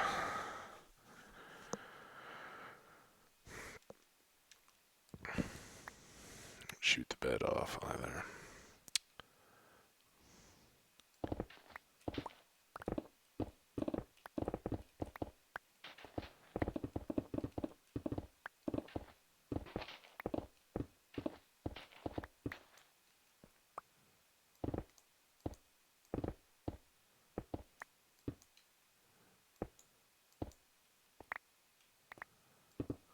Oh, so two more there.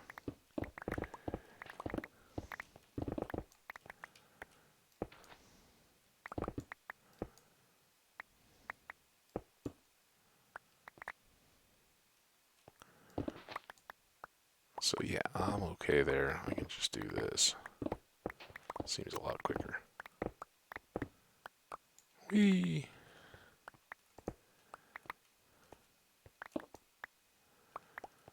Mouthful of sand. All gritty in your teeth. Ugh. Alright, so I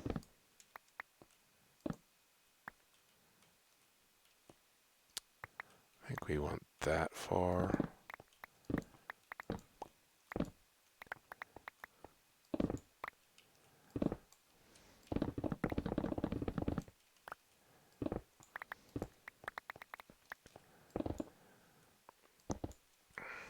Ah, too far.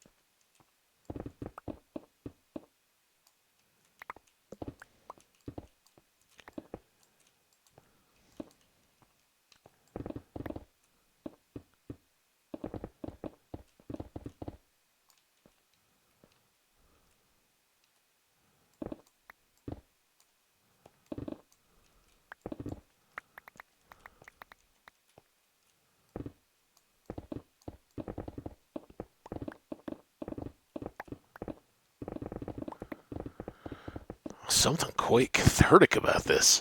It's very enjoyable. I definitely recommend make a sandstone quarry. You will have a blast. More so if you use TNT, but I don't know. I don't know what TNT would produce out of all this. Is it just sandstone, or does it?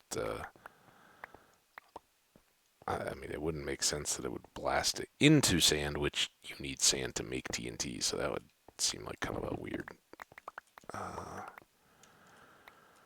balance. Ah, I was doing so well.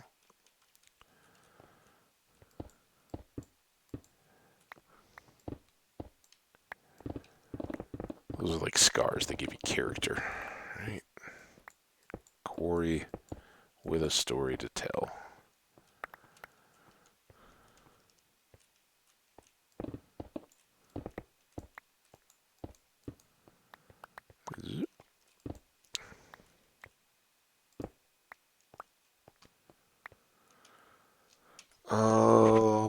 Okay.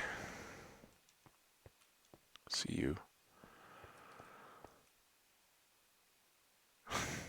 Is, is that a pillager? I think it is.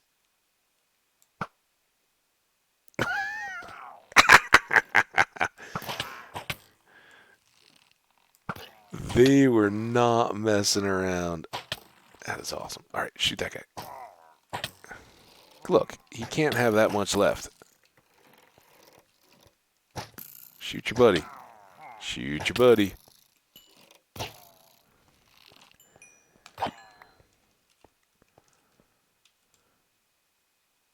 Still got this guy. He may be having second thoughts. You know, nobody will know if I never come back here. It'll be fine.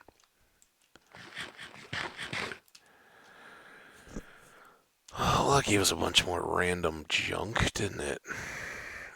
I think that's certainly a lot of stuff. Let's just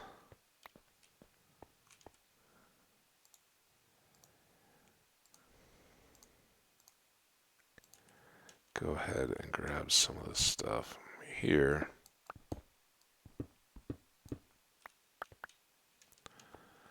Get this copper ore too. You know what, maybe.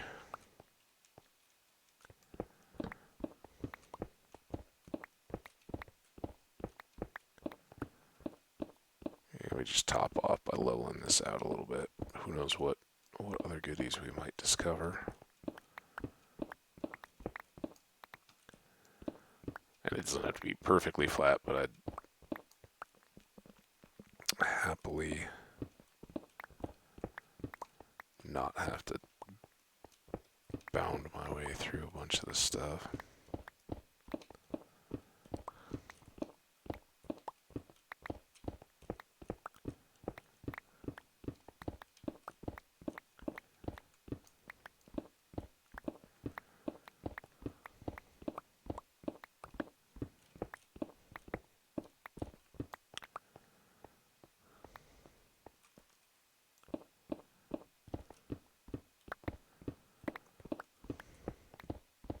All right. Filling up nicely here. Never hurts to have a bit more stone. And we can certainly use the diorite.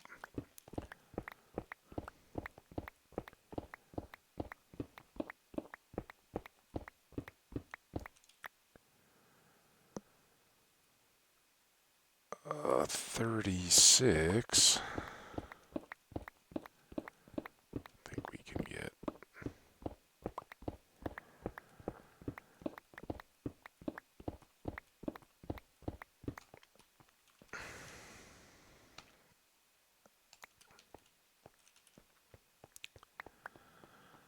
Don't leave anything. It's gonna be 2 sticks. All right. Good trip. One more piece of stone. I know now I have basically an empty slot, but that's fine. Good enough. Our quarry gets a big extension.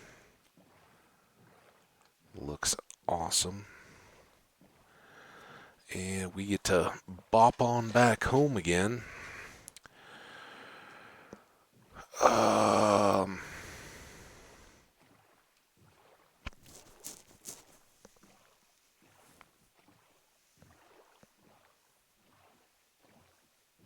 I think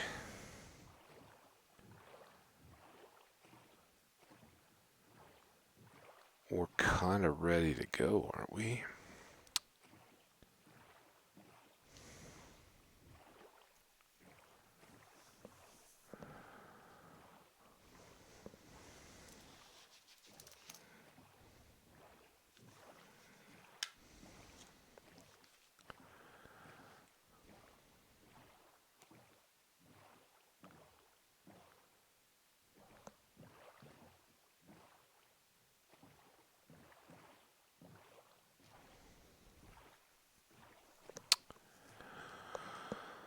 Um,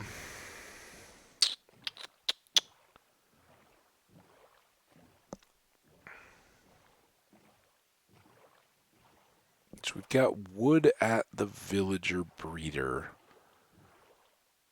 And we can make a chest, dump off the sandstone on site there, which is where we're going to need it, right? Because I'd like to have that in the ground and everywhere else. Eventually, I think I'd also like to get some terracotta, and maybe we'll glaze a bit of it. I know it's very overwhelming, but I think maybe like laid into the ground between the stalls could be kind of cool.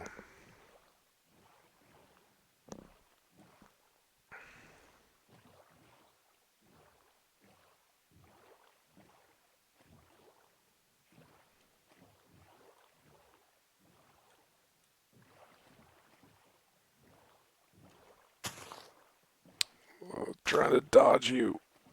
Oh, we're way over on the messy side.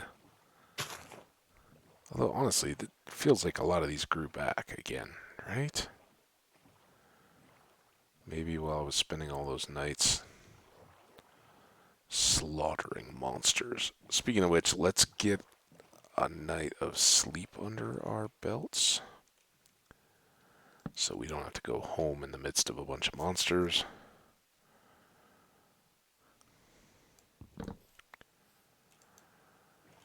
Alright, now...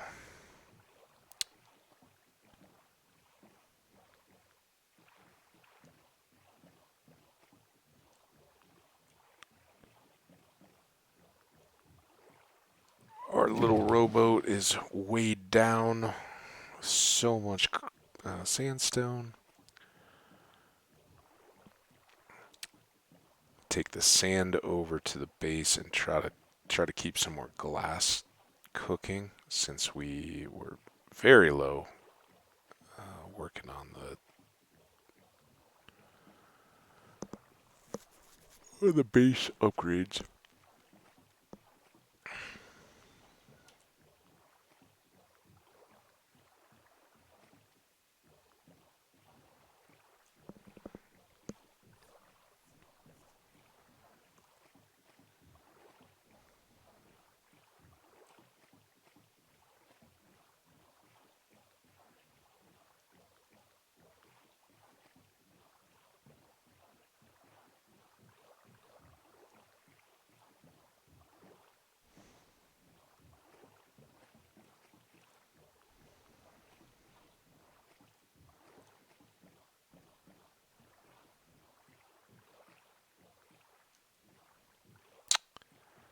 So here we come.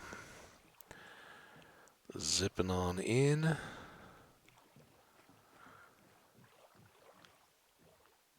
And we, of course, are going to be just full enough that I'll have to juggle some of this kind of stuff a little bit here.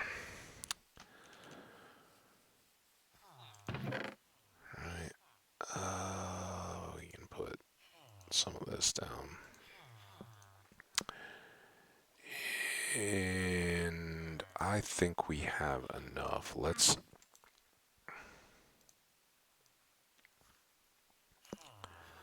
get more chests. We seem to always need them. We may need a couple. Let's do... I get the sand. All the blocks I could grab, I get the sand. Is this all sand? Except for that one. Oh, that's not too bad for sand. Alright, now... You...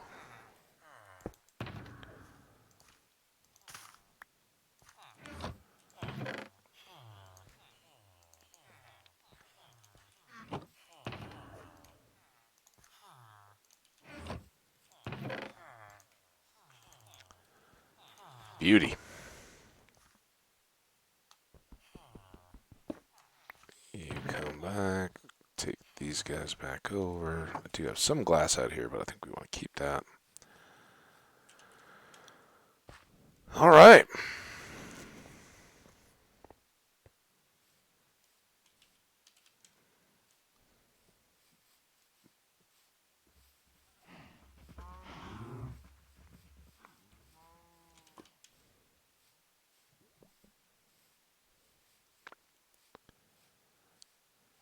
Well, those are definitely growing long up there, aren't they? Man, I sure get frustrated by glowberries and how that's not behaving the same way for me as I understand it's supposed to.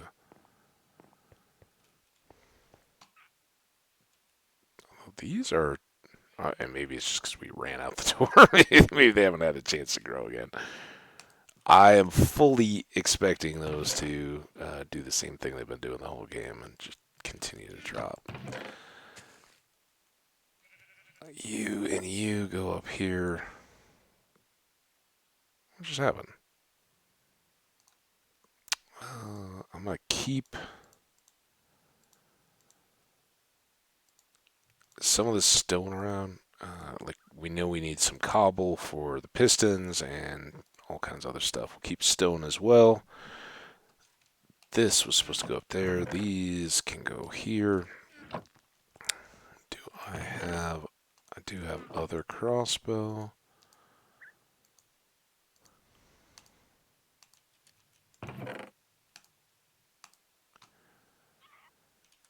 I have a banner. Okay, now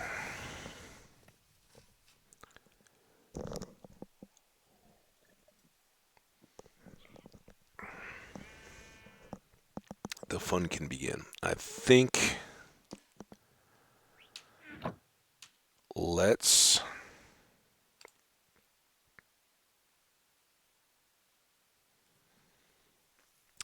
try to pull this up.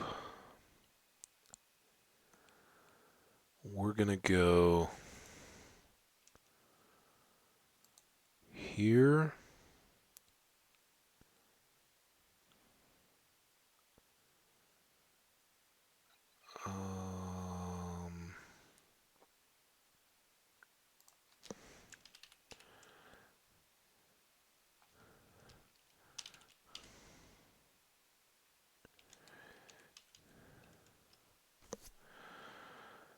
Trading hall.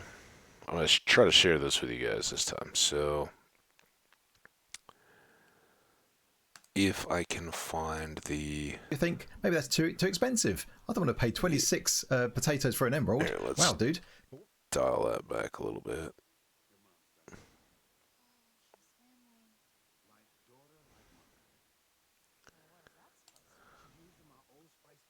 Oh no.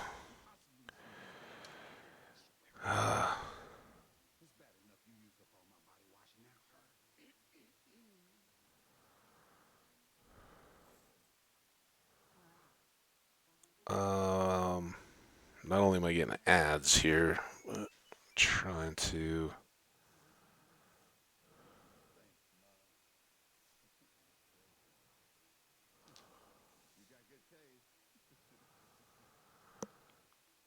I can't even figure out how to show the window. What we can do is we can make this cheaper. The positive gossip we're talking about is if you convert a zombie villager into a villager, he will vastly discount his prices, and we can do that in this farm. We can flip this lever just like that. He gets lowered down. Alright, let's try again. YouTube.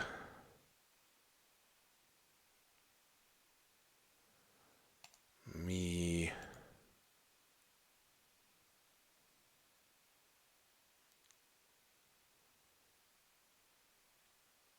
It's probably just crushing the video and getting nobody's help on...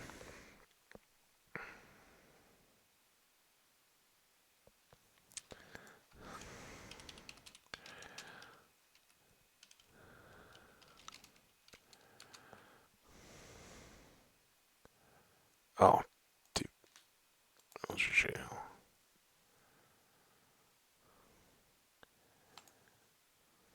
Lowered down, the zombie can see him and gets attracted to him, and then starts attacking him just like this. He jumps up and down, and the stair above does go up and down, but that's okay. And now he is converted into a zombie villager. Now we can raise him back up again, and he's now part of our farm. Now to get our discounts, we need to convert him. Now to do that, Okay, let's try... then get a apple and click it on him like that, and we get that sound effect, and that means that he is now converting. He's going to convert back into a villager, and when he does, he's a trade. Okay. Our guy has now converted. He's back to being a villager. So, I Check his trades. think you guys are good. Sorry, this isn't... what happens if I... And of course, this counts for all of his trades, not just his first one. So this is pretty good. So okay, we can. Does that do anything for you guys? Now, when it comes to the gossip, these two guys are talking. And if we Yes. Alright. So this is Logical Geek Boy. As you can see on the top. He's talking about a lot of the attributes.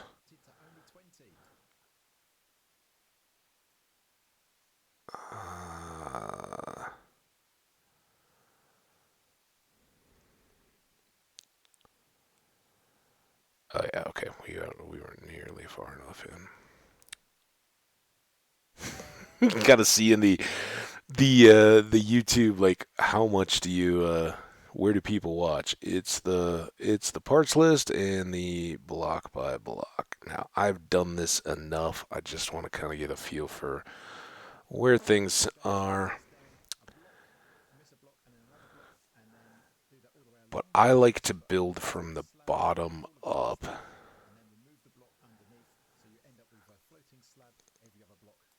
So let's come back to...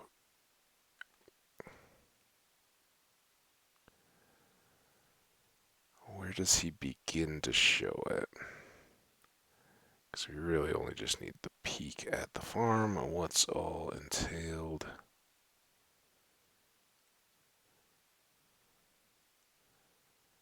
Still here.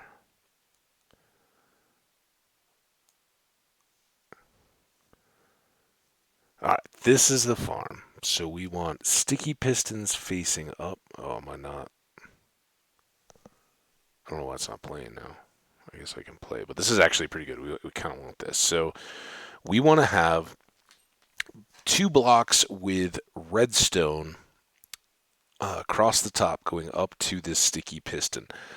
This lever is going to activate that redstone and it will push up and pull down the block that these villagers are standing in. And as you can see right back here, we got a little zombie chamber, right? And he walks along behind, and we'll try to bounce this around a little bit so we can get a couple different angles. But it's basically bottom row is block, redstones, and a sticky piston facing up that will reach up to grab the block that these guys stand on and pull it down once they're settled in, right? The rest of all of this is fairly wide open, I believe. I think there's some structure in between just to keep everything connected and to keep this from being completely overrun. But mainly, and the way that you saw in the block by block tutorial, this is kind of ground level. This is ideally where we want to be, and um, this is the part where we're kind of counting up and getting these guys set in their little walkway, and we're a drop higher, but I think that'll be okay because I think we can kick them down and walk them down to the rooftop level. But basically, ground level, um, their feet level. As you can see, there are blocks, and if we want, we can keep those separated all the way through. But you got to have the mid height blocks here so they can gossip over the top and also keep them contained inside as the others are filling in, because at the beginning there will be a bunch of open holes with strings across the top here, sticky pistons here, that as they walk along and fall into the hole, because each of these will have a gap, they're going to find the job block and go, oh, I want to go get a job. They will walk forward and drop down, hitting the string, which will then shoot the stair block over the top of their head and keep them nice and cozily engaged in their spot. It doesn't have to be a step block, it can be whatever, but this will basically seal them in to their little market stall. And I tend to agree, it's kind of nice having it go up like that so that when all of this is said and done, we can then put um, our kind of colorful tarps and displays and all that kind of stuff back over the top so that they drop back in. So we need a chute for each of the zombies that goes the block immediately behind where they're going to set up and stand in their shops. And I like to kind of build this out so that these are more decorative in between. They still have their access to gossip, but these become little storefronts, and everything along the way we're kind of built out to these so that these aren't sticking out as far. And our little redstone levers here can kind of stay. I'm not sure if when we break them, that would then pull them back down under the zombie. But very likely, once we have everybody cured and set, however long that takes us, we'll go. And as you can see, we're at the far end, looking back on these. But you can see down here, we've got a cactus on a sand block and kept from growing. And there's a little hopper there and a chest on the other side. After this comes through and spits out the villagers, the minecart proceeds on, hits the cactus, breaks, and drops through the hopper into the chest so that we can keep recycling. That's our trestle bridge elevated section that we're going to go with. So again, if you want to give this a try, like I said, I've done it a couple times. Um, it is not. Let's just get this off. There we go. It is not the most difficult of builds. I'm inside. I was like, is it nighttime? Um, but there's a lot of pieces to it. You kind of got to get right. But now we know we are going to go 2 blocks right below level. And I think that this is the other piece that we kind of need to figure out is the spacing, right? So we've still got shovels. I don't have any. Well, we can use the sandstone. So I think the outermost row, right, is going to be facing towards the water and the west. So coming up from here, we'd actually see like an external wall, and that'll hide the area for the zombie and everything else. Keep them out of visible space. But I think if our train comes out here and ejects our villager, he's gonna go walking on down, and if we took it all the way out to this outer edge, right? Mm,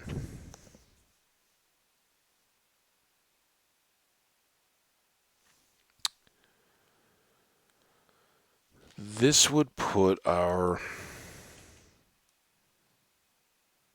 We need some blocks, otherwise I won't make any progress, right? We'll just talk about it like, oh, maybe it could be that. No, I don't know. What did we just say?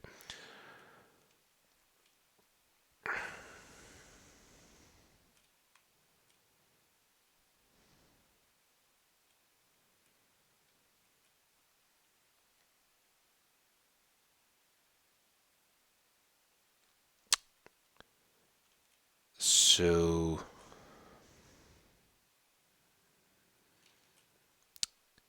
if this is zombie trench level, right? Because we said we wanted it to be below.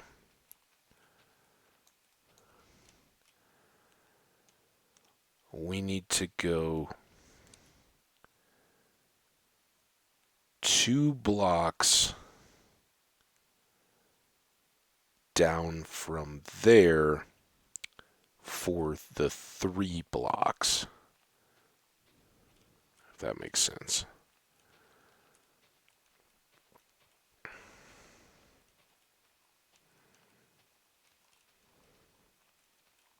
I also have no idea how far I'm going.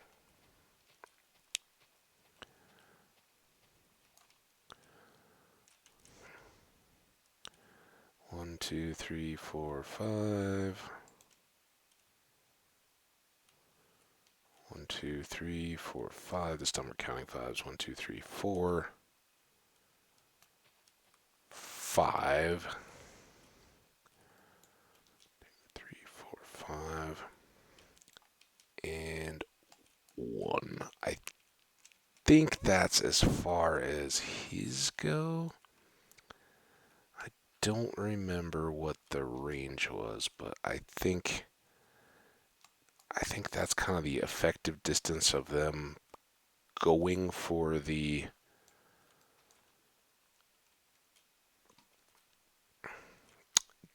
job blocks, I think. So as he says, if you go this far, then put one around, you can make kind of a horseshoe area. I'm not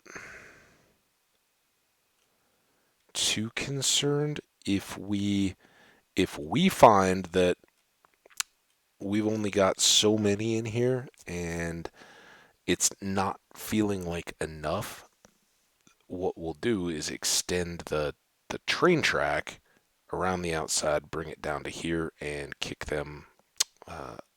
kick them into another section that we can extend on beyond and make a kind of a central area here, maybe with a food court, snack bar, all that kind of stuff, and let the shopping continue from there. But I think this is a pretty good little layout. So now, two below there.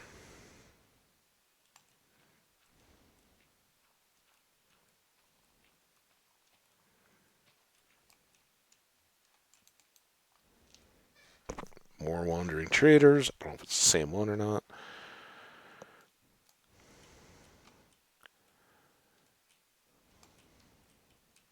Ah,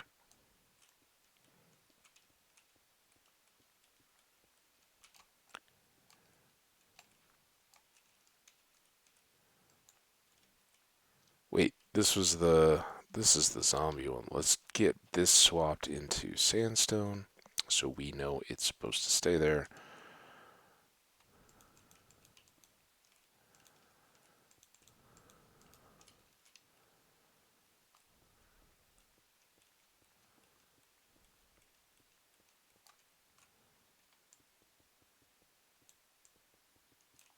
Yeah.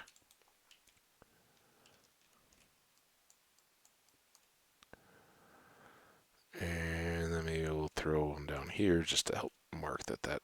Dude, do you have to be in the way all the time? Let's verify that you only have absolute garbage. You have rooted dirt. That's something. And we could buy fish if we were feeding axolotls or something. Actually, so you're not completely worthless. Just pretty close.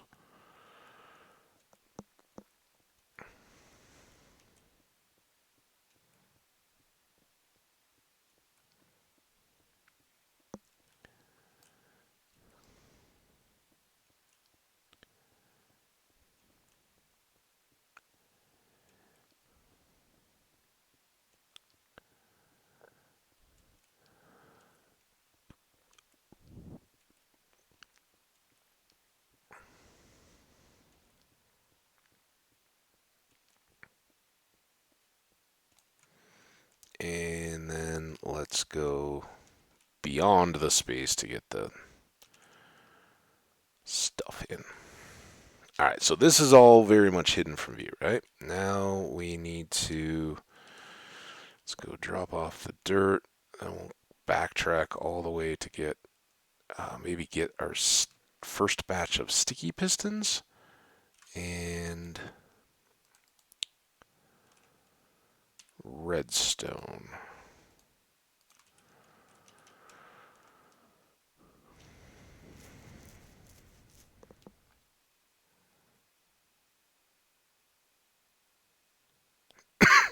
Also, another really good thing that I typically ignore because I just grab stuff as I go. Logical Geek Boys videos do really good uh, parts list. What do you need to get started on this build? What are you going to need to do it exactly as I do in the video? You can get everything together in advance. Of course, I don't do that. I just run back and forth because that gives me more chance to look at my awesome tower.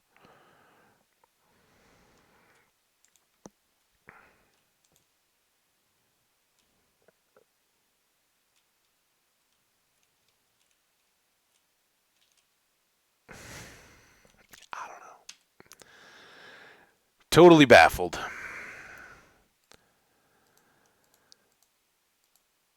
You guys all go away. This goes here. Grab out this. We need. Let's just do all that. Let's get wood and sticks. All right. Do I have what I need to make? No, I need iron too, right? Iron. Piston. We want. Can I? I think I have to make these. So how many? 16. What is my limit here? The cobble? Alright, well, yeah, I guess that's fine. So 16, I think I need 5 more. Which is, whatever.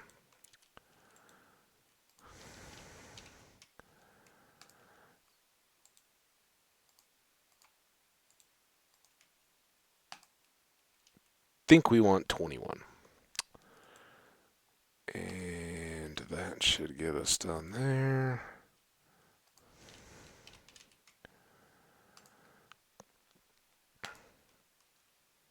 Okay. Done there. We also need levers 10, I believe. Not that. Oh, what are you doing? 10 levers.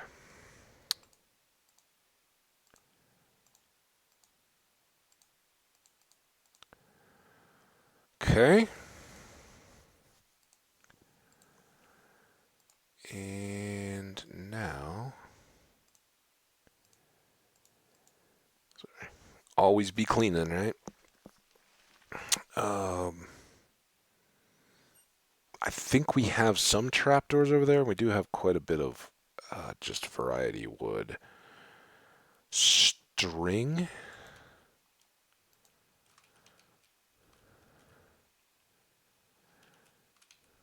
This might be a bit premature, but like all flashy. Oh man, is that all the rail we actually have? We like these. I want these. These maybe, although honestly I just usually push. Got a cart. We wanted what? A hopper, a cactus, a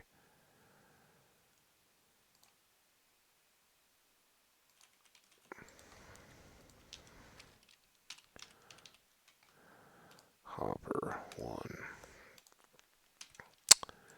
Um, I have no cactus. Are you flipping kidding me?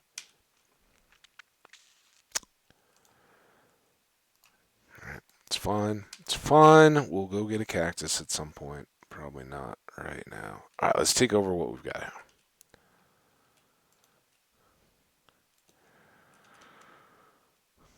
Do, do, do, do, do.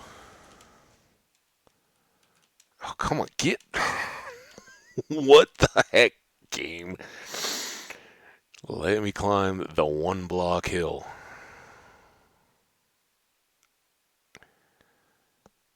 Hi, sheep. Hi, cows.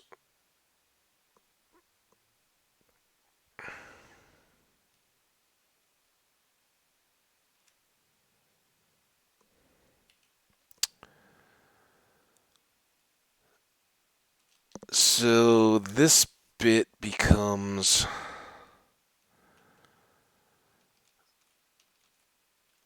a bit of a trick because I don't know that we can. This is where we want. Oh, that does go that way. Awesome. All right. Then. Now I don't have. Oh, goodness.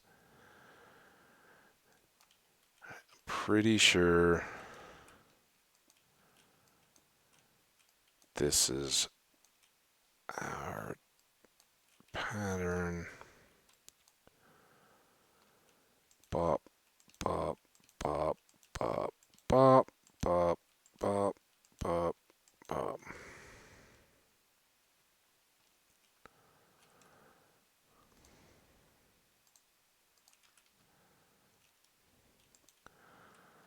Okay. Then here.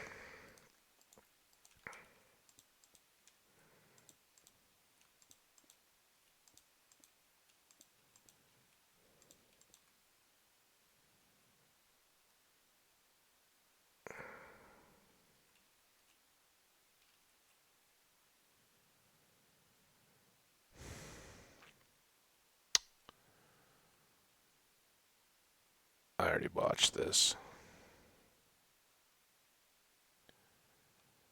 Yeah. You know I did. Okay. It's alright. This is why it's fun to be able to do this for you guys. I only wish there was somebody here in chat to be able to laugh at me in person. Like, dude, didn't you just watch that video? You weren't paying attention? You should have paid attention. Well, it totally helped.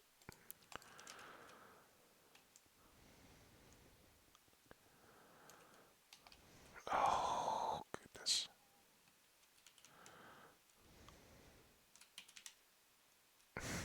Come on. Keep it moving.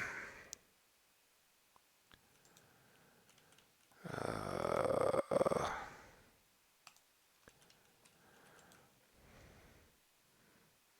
just need a bunch of these. Let's put the sand over here.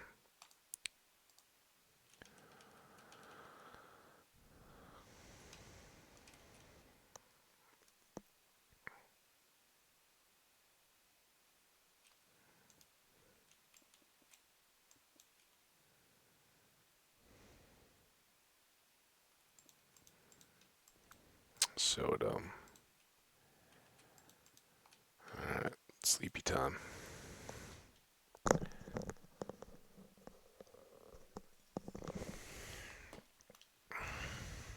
This is why I start building from the bottom up, though. Don't start at the top like he does, because unless you're, doing it in a world where you don't have to dig everything out. Trying to get underneath and do all this is kind of a pain. Boom. Boom. Alright, now at the correct height.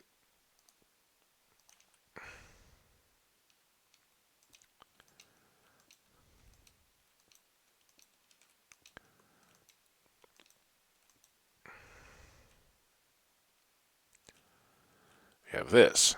Now, let's do these redstones. Boom, boom, boom.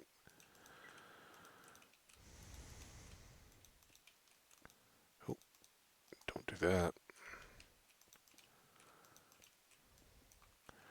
Okay, now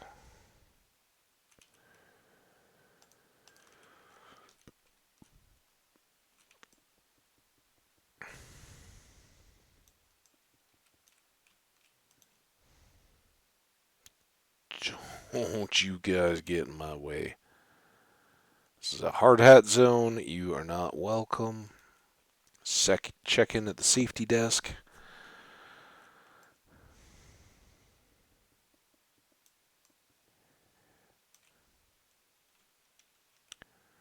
Okay. Keep that handy.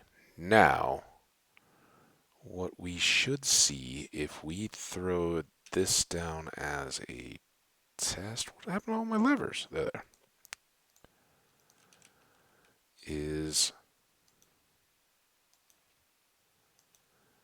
so when up, everything's all good. Our little villager stands on this block and he is happy to be there, delighted and content with life. All in the world is perfect for him. And we are going to. I'm going to go ahead and put full blocks in on these. This is kind of a style choice on my part because I think this is all good to go now. And we will actually do here as well. And then let's go get some slabs.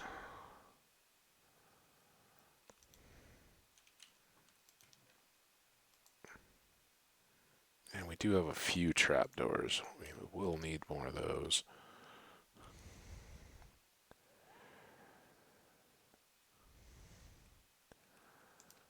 But for the moment,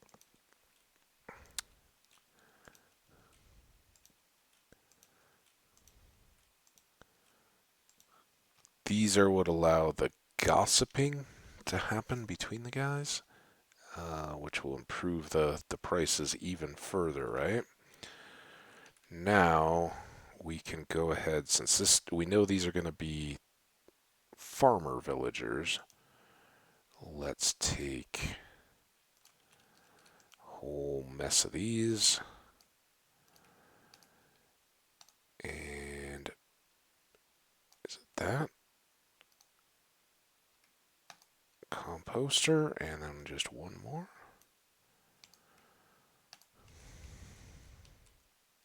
I think we have 10 going. Composters.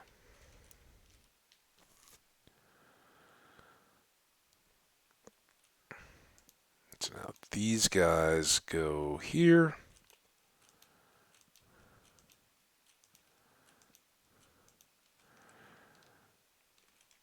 And when our blocks are put into place above their heads, our little guys can't escape out of here. They are effectively locked in. And between these, this is where I like to put a fence post or something like that to kick the stands up a little bit more, make them look a little more inviting. So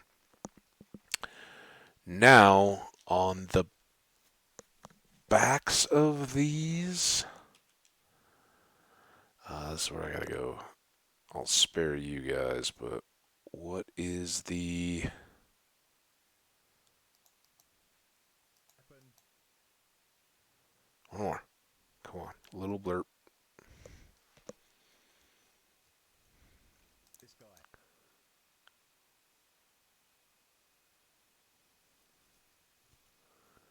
So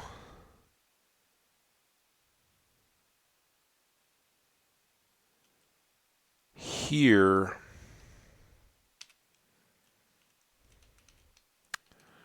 I think I'll just keep this as dark. Although, you know what? These don't matter at all. I don't think they're going to be visible enough.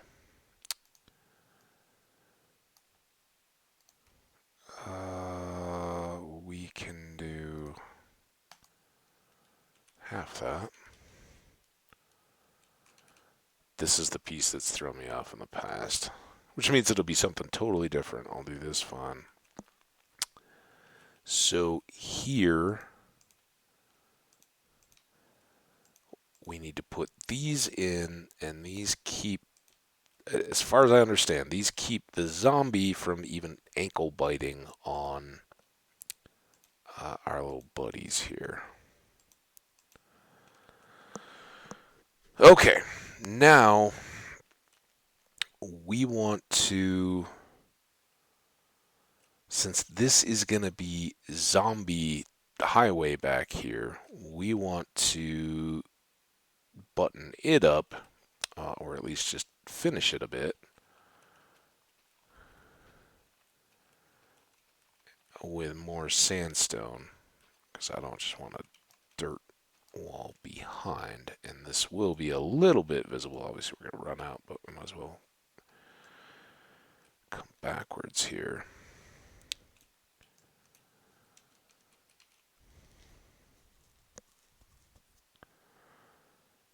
Alright, a bit more dirt to dump.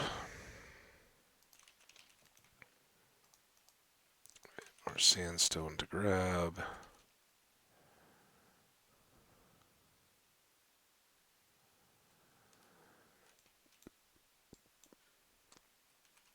And I think we'll definitely bring him in through this side. But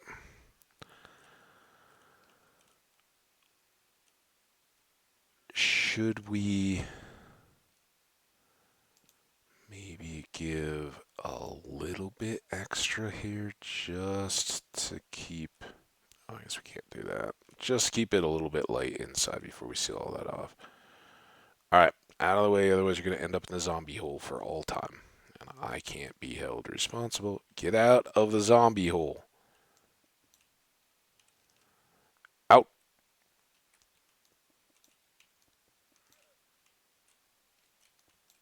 Get out. I mean it.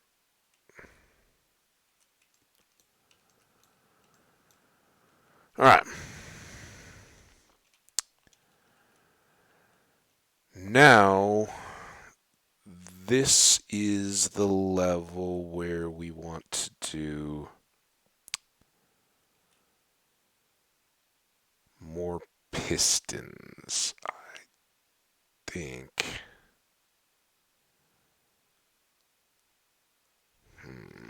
They go.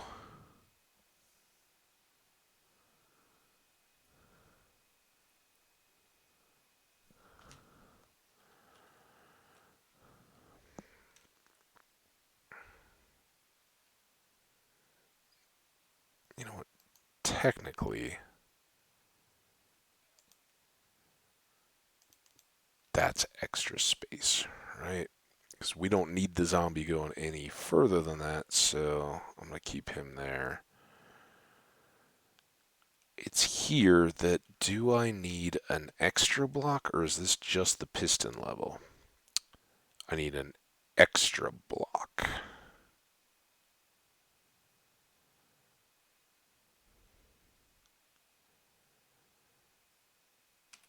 Okay, that's fine. Give me back to the game. See, I didn't even need to play it that time. Alright, now here. So we're going to have blocks here. This keeps. Oh, I don't need that. I don't have an axe. I guess I don't need an axe. I need a pick. So this keeps our buddy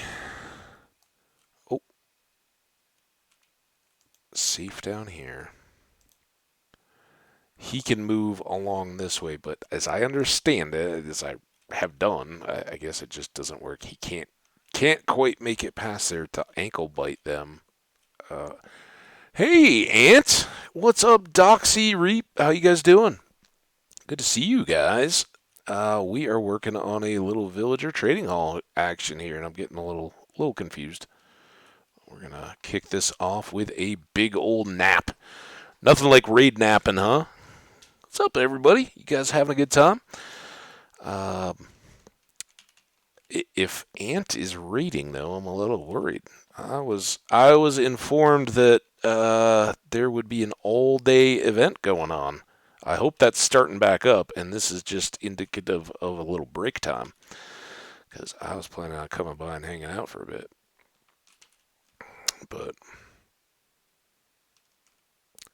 he was not in hardcore anymore.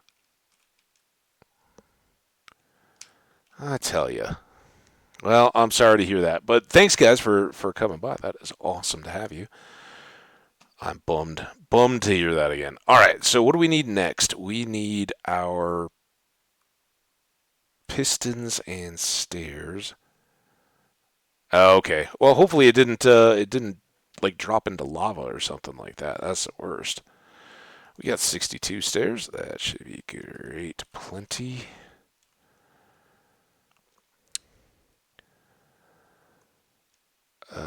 Zoop. So these are the spots. I think we got to do just a stick block here, and then all along the row.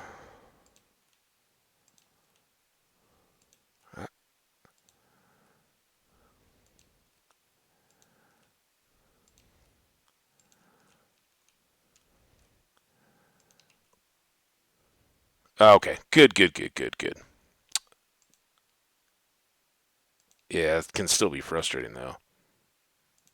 Sounded like from the little drop in I got, he tamed a dragon or something. It's a very Disney movie. Good stuff. All right, now we don't need this anymore, but we probably need a row here so we can put the sticky pistons in, right? Seem right? Just agree. Nod and agree, guys. It'll be good. But then know that you're responsible if this doesn't work. All right, now sticky pistons here. Oh, dang it. Um, so do I have to? Now I don't have the axe. I've got iron. Let's go make an axe. It'll be quicker. Doop, doop, doop, doop, doop. Sticks.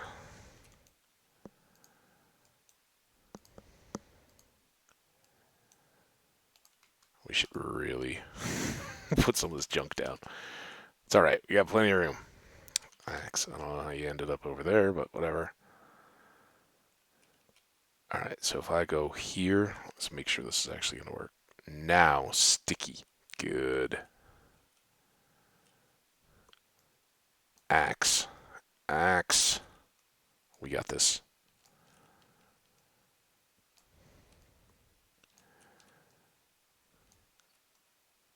Here we go.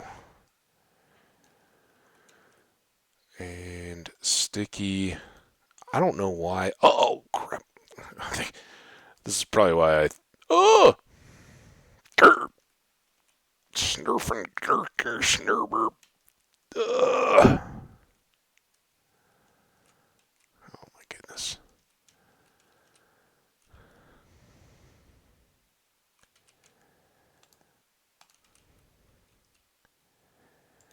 Okay.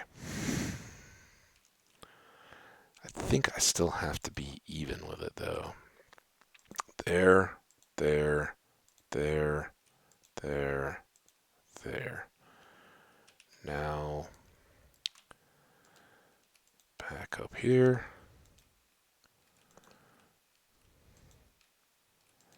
Oh, dude. Can you not see I am struggling to make all this work? Get out of my way. Go on. About your business.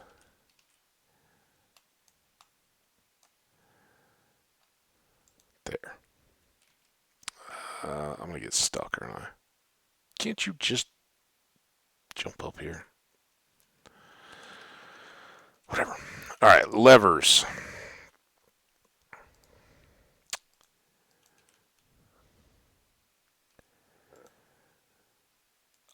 Up to connect, and then if we lever down, that floor drops, and now he is level to level with the zombie. Oh, there, there, there, there, and there. Engaged.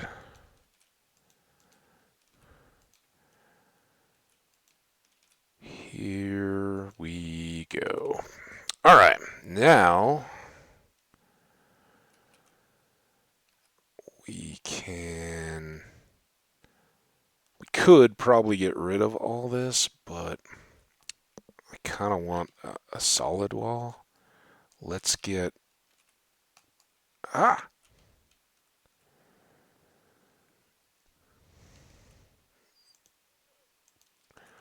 Let's go get some planks because I don't have any.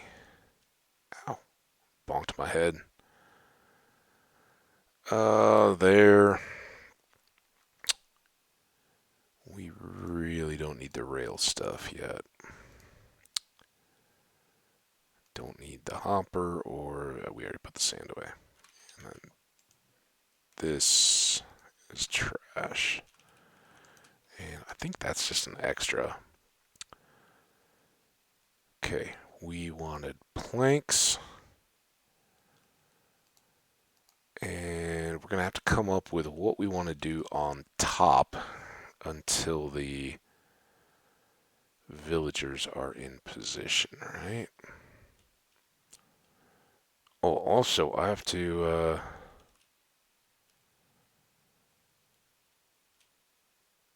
do I have to lever those? How do I kick these to set up the string traps? I don't remember. We'll figure it out. We are ready for them to be in, and I can't get in here, so they can't get out. So that is good and safe. They're not going to be able to go anywhere. We do just need to figure out setting these and whether that's levers.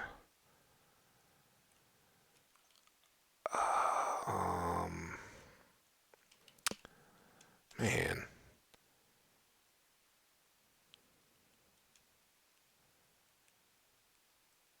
Uh,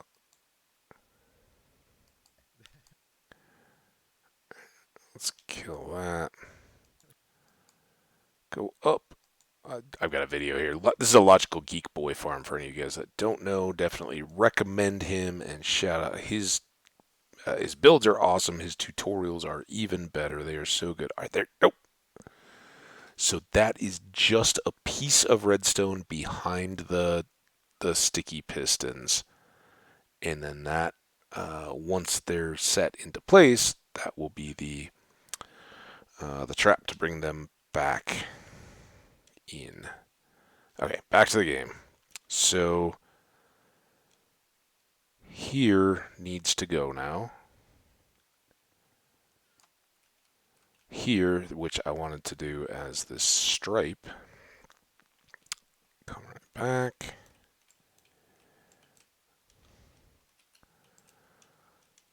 And then here we get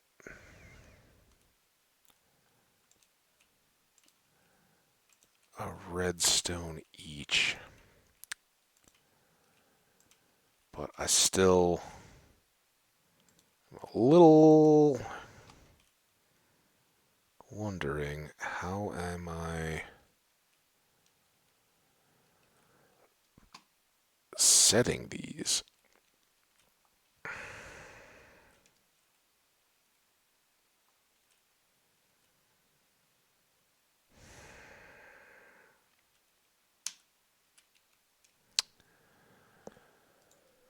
Um,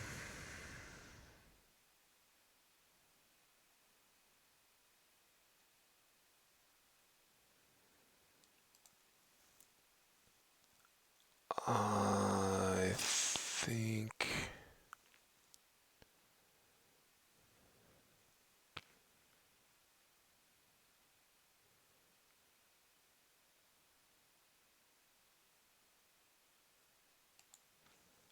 is this it? Oh, I totally missed all kinds of stuff here. I forgot the observers. You know what? We made awesome progress. I'm gonna have to fix this a little bit. Totally forgot observers. We need observers. They go underneath here so that when these are extended forward, the um, the villager breaks the string and the observer sees it and pulls it back. Something like that. I will figure all that out. But we've done a lot, and I think we. Hey, there's Ant. How you doing, man? I heard rub some dirt on it and live to fight another day. Right? We just uh, we just borked it on a villager trading hall apparatus thing that I totally missed a key element on. So I'm doing a similar. I'm not shutting down, but I am doing a similar thing where I'm like, you know what? We made good progress. We're going to regroup, and I will pick that back up tomorrow. But I've already spent stream on that kind of stuff already, so enough. We are gonna go do a bit of boom. Bit of boom. Let's go boom. Oh, and this is my boat. My houseboat. Oh, good. Yeah. Doxy and Reap were a little concerned you lost some of your stuff. I was like, but no hardcore. So that's good. I'm glad to hear it. And at least you didn't lose all the progress. So that's excellent. Good work. I've got I got a little tower top lounge up up top going. Got I don't know. You guys are all here. You wanna head up, get a little cocktail. It's not finished yet, but we'll show it off. Nice. That is excellent. Uh, Worst thing ever when all your stuff is just done. I mean, hardcore, you're kind of expecting it and used to it. But when you're not trying to do that and then you end up over lava or something and lose all your gear, that hurts extra bad. So here we go. We made a little rooftop garden. I can't. Maybe I accidentally figured it out downstairs, but I haven't yet been able to get these to just stay as the lights up high. But we got a bunch of different azalea trees, some potted. Well, they're all potted, I guess. They're on a roof, but some on either side. I figure this could be a little bar, jammed to some tunes. The only real problem is you're gonna have to go through my bedroom and my enchanting area to come up if you get to come up and hang out. But hey, Alex the cat got named. And for you guys who didn't know, Reap or Doxy, Ant here is represented in his little blue bird. There he is. Now, we are going to go make some progress on the storage area. Let's sleep first. Yeah, that's right. You're talking up there. The only time I really get mad at Ant in bird form is when he sizzles like a creeper. But it doesn't bother me too much in the tower. But yeah, I think since last I kind of flared out the top a little bit, just made it a pillar and put the extra stripe around the top. So it was pretty good with that. But man, I wanted to be able to do a test run with a villager, and I just screwed up no observers. So I'll have to figure that out. Break what habit? I don't know what you're talking about. Oh, creeper sizzles? Nah, keep them, keep them coming. Um, I think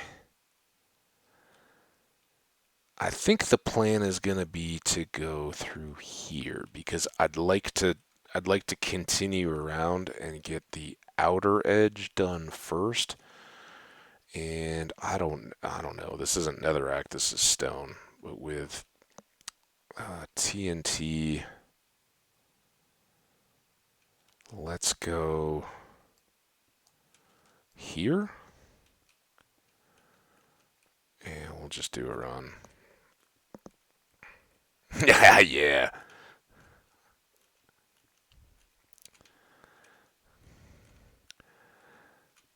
Well,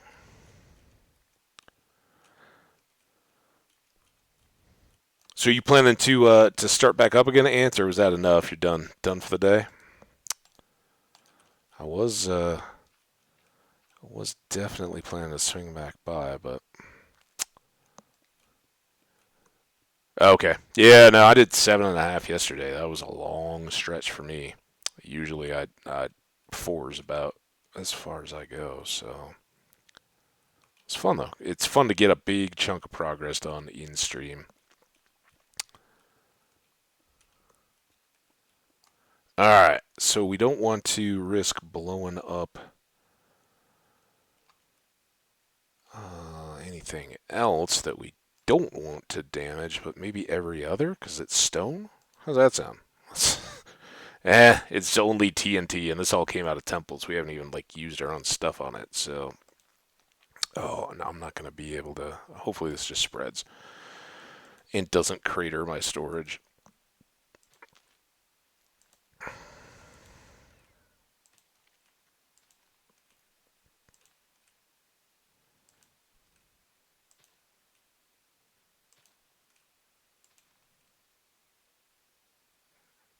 Nice. Oh, that's awesome. Yeah, we did a lot of exploring yesterday too. It was good. Went on some long trips, gathered up, bunch of stuff, and then finished coming back and doing a little bit of building on the tower. I'm just afraid that the TNT might shoot out the end, and that might at least bounce it back. So maybe not as many chests will blow up. All right, guys, fingers in your ears, safety goggles on, um, nose plugs, whatever.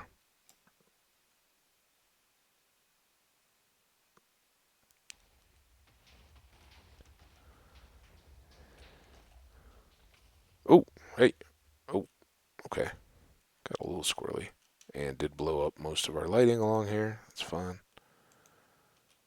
We discover any? Is that some of the underground caves? Oh, that is that part of the ravine, or did that come off of the ravine? I don't know. Let's go look. Let's grab up some of this stuff.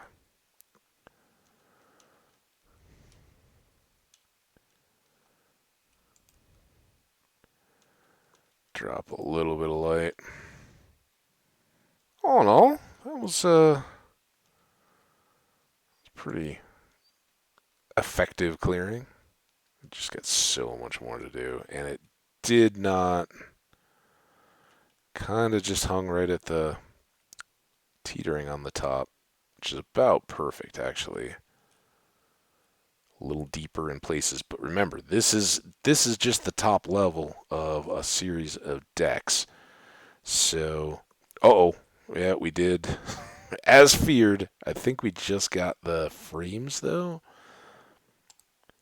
and the cobble that was in those. I don't see that any chests blew up.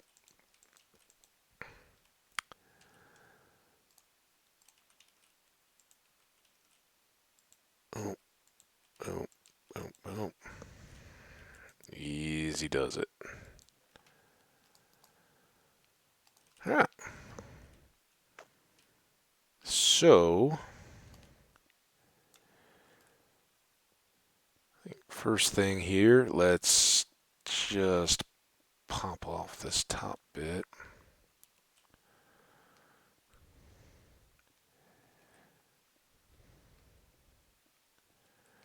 And this is where our calcite that we were gathering up yesterday is going to go.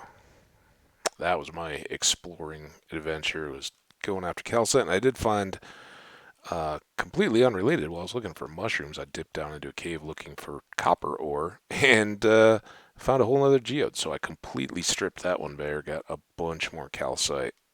And I'm going to need a bunch to do all these walls. So that was very welcome.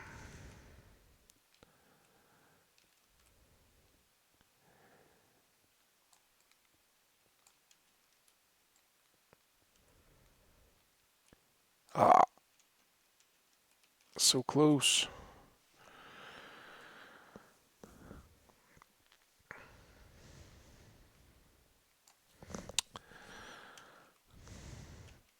There's more stuff just tossed. So not quite as big a hole as netherrack, huh? That's usually where I spend all my TNT, but I was like, if I got some, we're a ways from getting netherite anyway. Let's use it in here.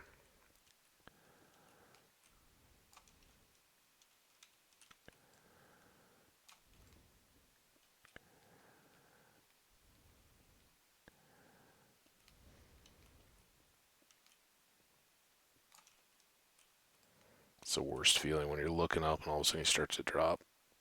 Oh no! And here I know it's going to be no more than 2 or 3 blocks, but still. Alright. Pretty good. Just level out here. We should really go one more down to get the dirt extended, or the planks extended out at floor height here. I think we've got wall, so that'll be this back edge, and we'll bring that out one, just so we have a edge, because if we did chests to here, we can't put another item frame into that same corner. So we'll put one section there. We can maybe throw a torch on it if we want to, and then start up the next side on that corner. But here, out from the chests, we have four. So a total of six, which would put us to here.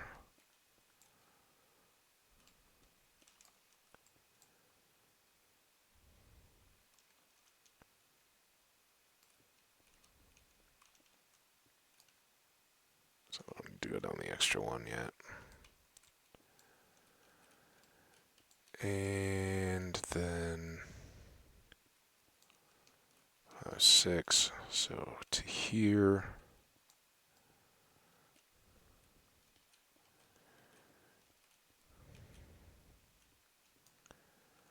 Oh, and I think we need one more actually, right? Because I'm not counting. Well, I guess I can replace this back wall with the calcite.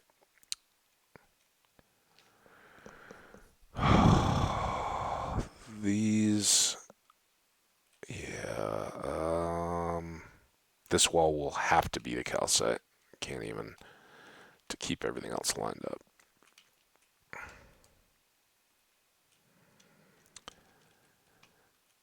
All right, here.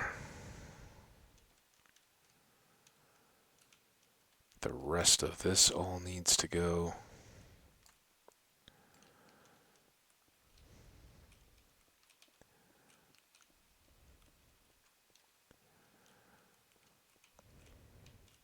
And I'm bummed about those observers.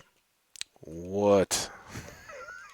I If I was just set up and ready and like, all right, let's go grab the observers, I would have dove right back in. But I knew between having to get those and then trying to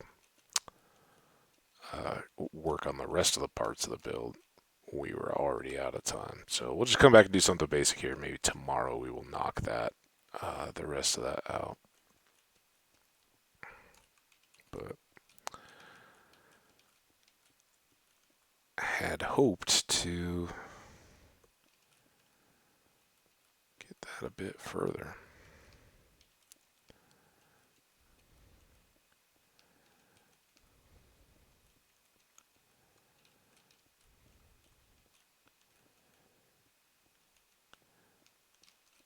Okay, now we can go. Let's put some light in here.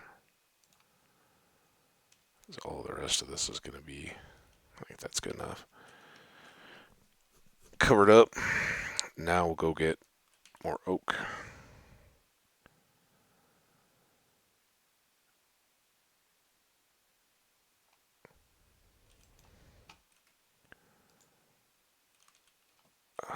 Ironically, or not ironically, intentionally, we have storage for all this stuff.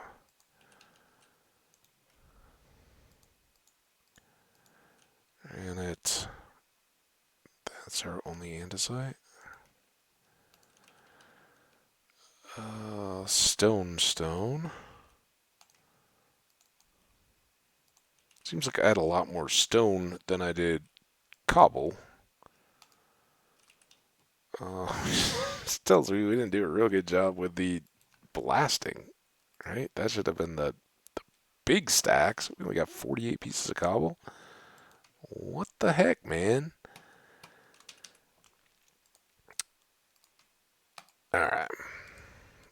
Let's see where this gets us. I think I want to go toughest edge first. Oh, that will probably block out all their light.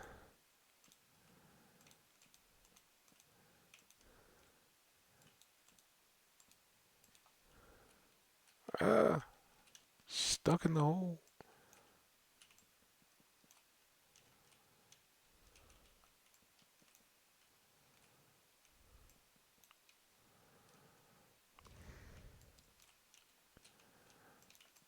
Oh, that was the bad miss. Anything else, we just cover up and call it good. Not here though. All right, so this is actually going to be wall.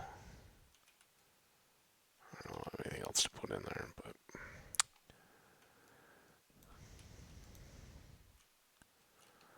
now this should go easy.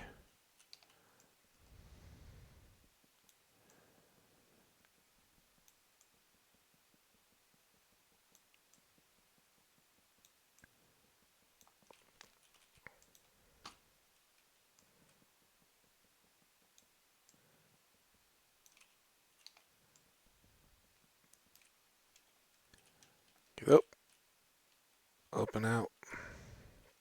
Think that was our one hole down this way. Alright, now you gotta go, and we should be able to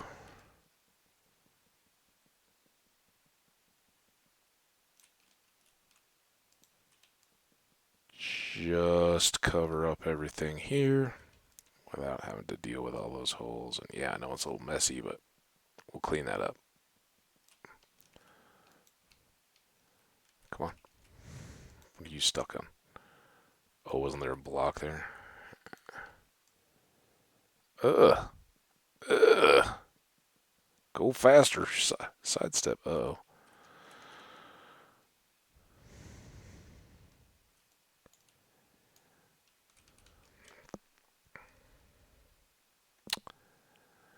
All right, now got one more of these. Should easily finish the work that we're doing here. Not to mention all the ones I have to clean up.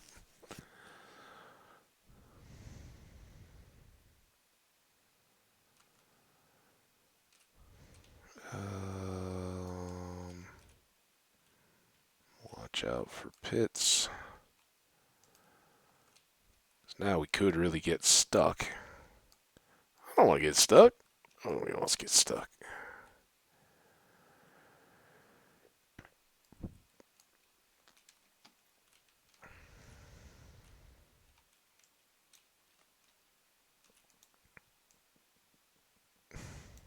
Already off to a fine start.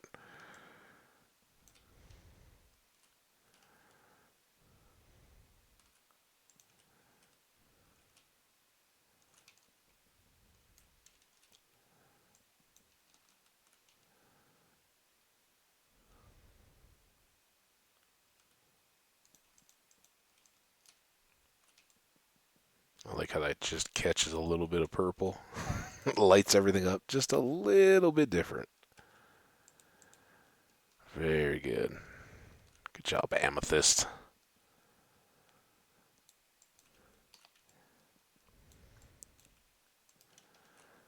There we go. Here's this.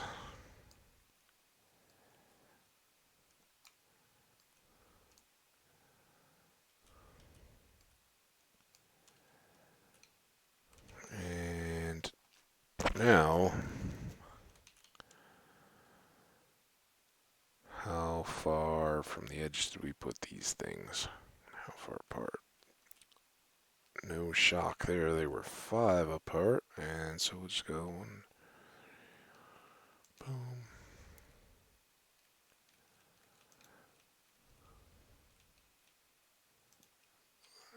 Yep.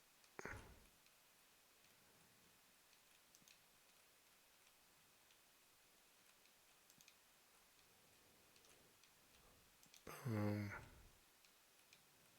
Boom. Boom. All right. Lights back on. That's nice.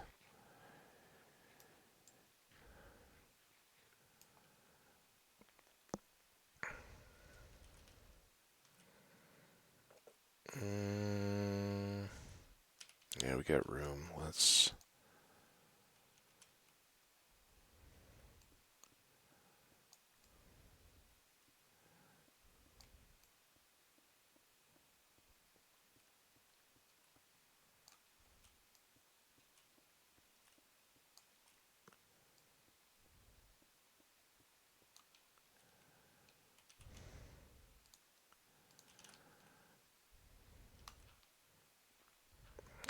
to do is remember to put all this junk into the storage too before I head back to the base.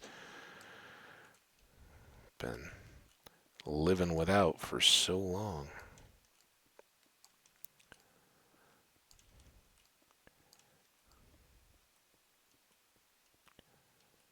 Kind of nice. Get the view. Get the view of the whole room. What it can become.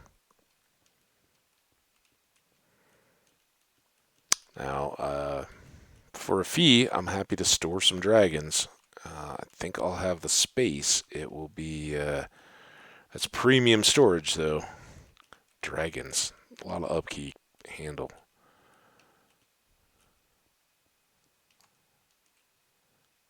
That's the Targaryens now. So does Olaf One Eye. Oh, yay! More gravel.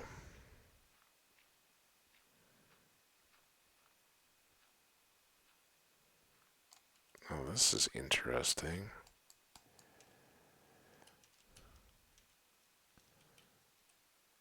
Did I maybe just throw a torch up here earlier? Gravel? What? What is this place? Where am I?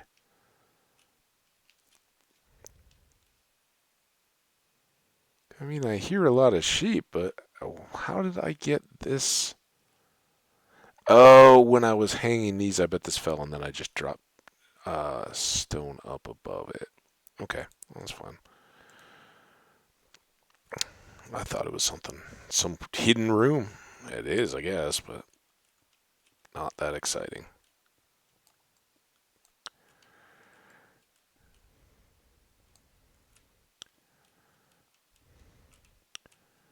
Bert the dragon. I like it.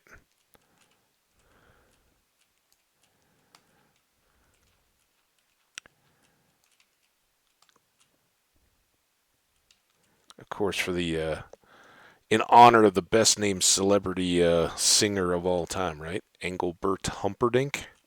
Come on, whose parents called you that? Which probably it was a show business name anyway, but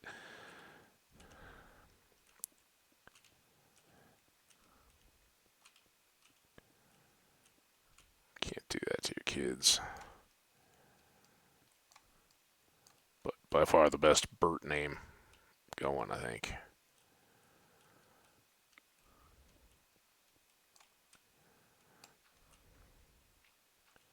Come on, shovel. You can get us through this last bit of gravel. I got faith in you.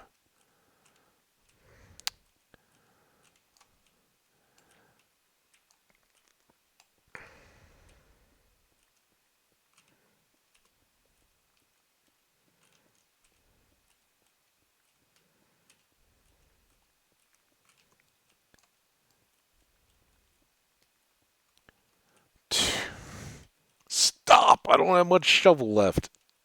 No more diggable blocks. Oh, it looks like one.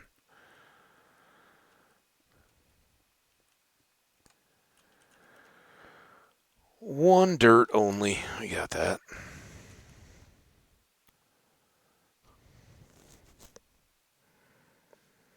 Alright. Shouldn't be any cobble. Shouldn't be any deep slate, but we do have dirt. Oh.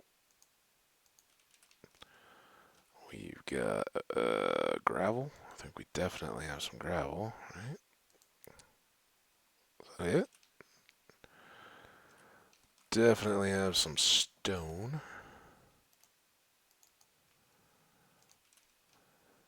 We have granite, we know.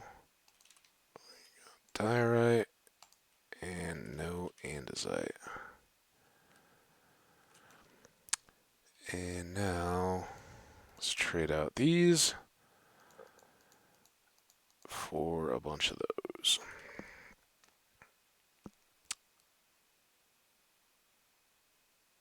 Ooh, holly, I like it.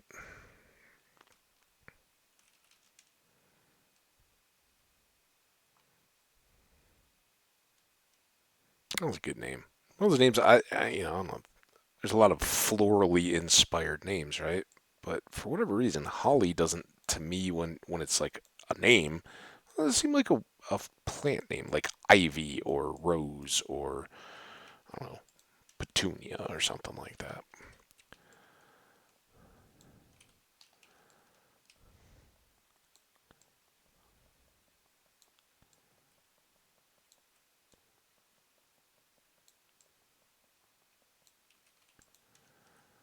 There. Now I think we're close enough back to get this one pretty easily. Till we run out.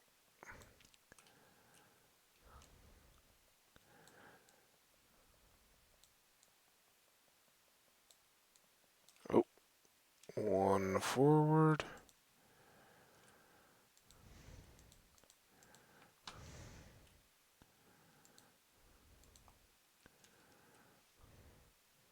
We can certainly do this.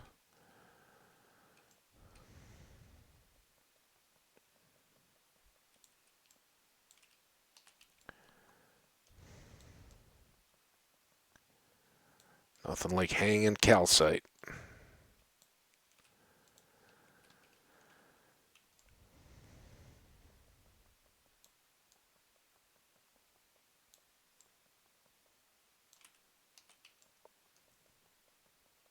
Well, it's quicker than the wood was with all those holes.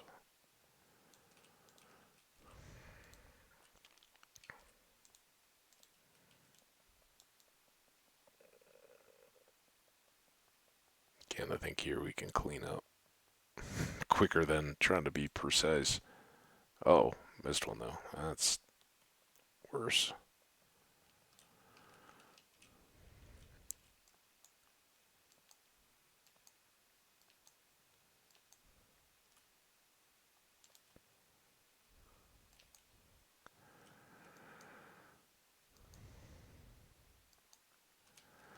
Alright, now.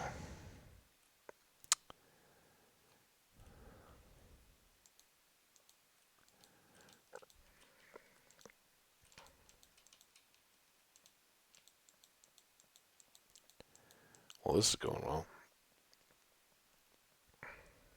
Hey, maybe those will just be perfect. Oh, crap. Perfect for the posts. Ah!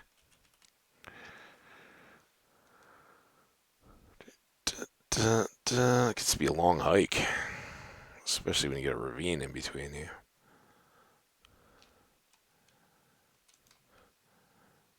You name her Callie for the calcite.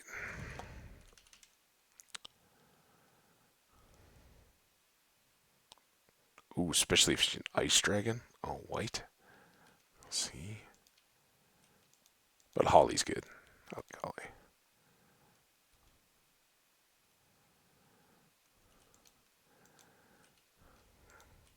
Oh, come on.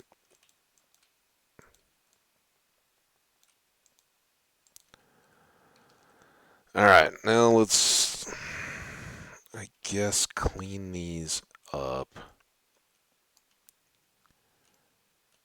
Very much a matter of just trying to get the ones that are hanging. Alright. Now we know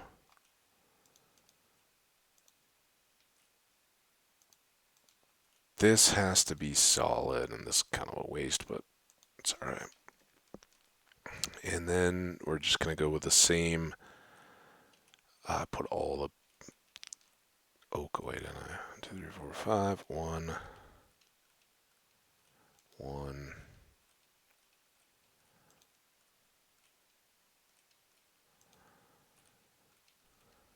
There.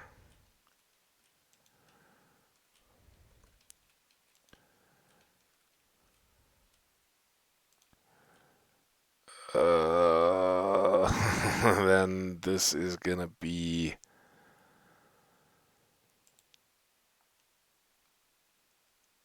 Actually, that's perfect, right?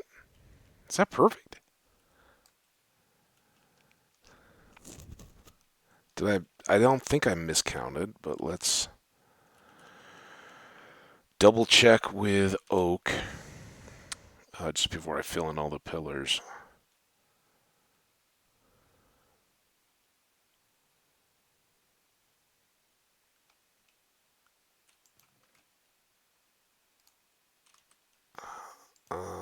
that should be fine, but we'll just take an extra just to be safe. Don't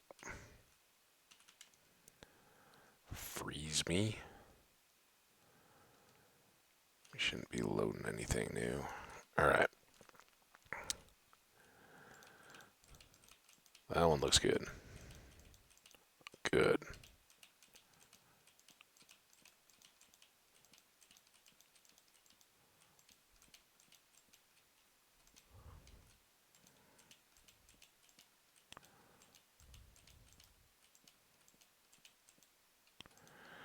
And then this one is just like the other, that the back wall post is what sticks out and gives us a torch and a little separation on the other, right? So it sits here,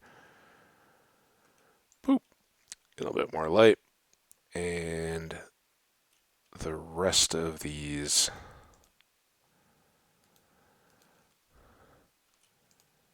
will now fit. So that'll look nice and put together just like we planned it that way. And I had no idea that was going to work out.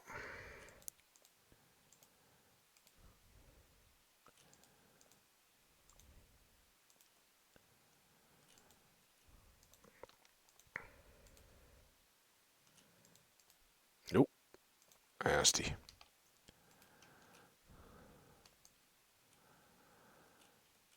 There. And oh, here. And then these all get torches. That helps light up this back area quite a bit.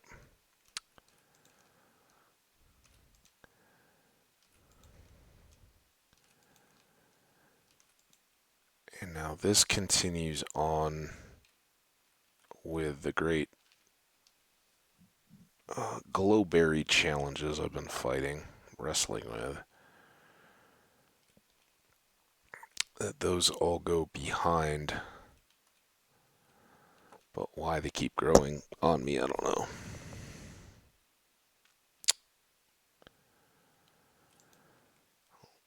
We shall see. But I do have some. I also have at least 39 item frames.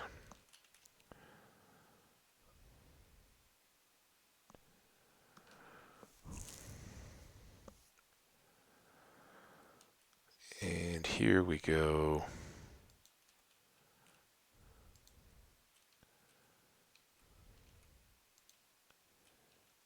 Ow. Bonked my head.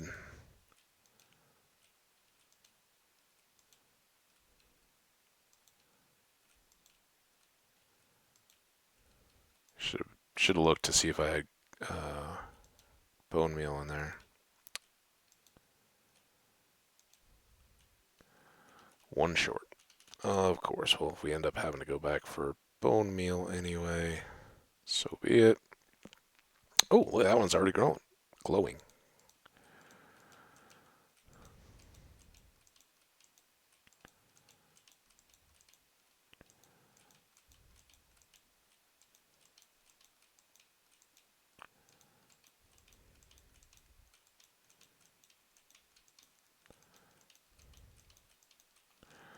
Alright, not quite all the way across, but very good there.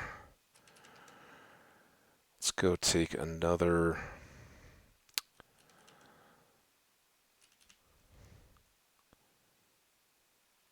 quick pass upstairs here while we're here. And we will use, should be plenty.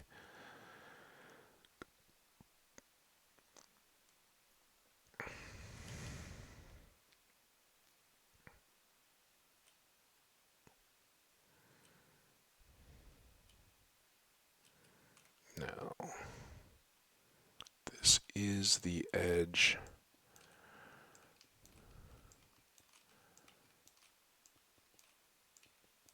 of the wood.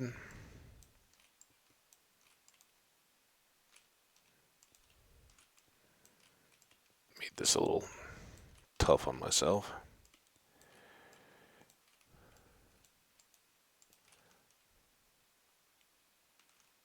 Reach it. Yep.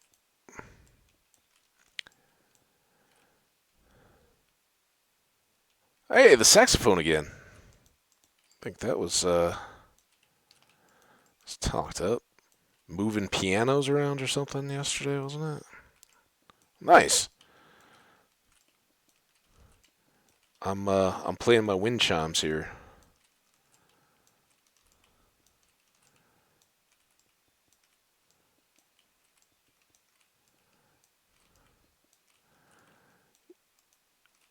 We shook off the L with the Villager Trading Hall. I don't know if you were off Saxon it up for that, but I totally forgot an important element and just decided to regroup.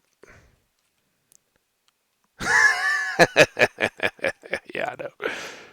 I caught you catch a few minutes here and there. All right, now pop that. That we're pretty clean here. I think I was just leaving that, but I think we'll take it off for now. There we go. Getting there.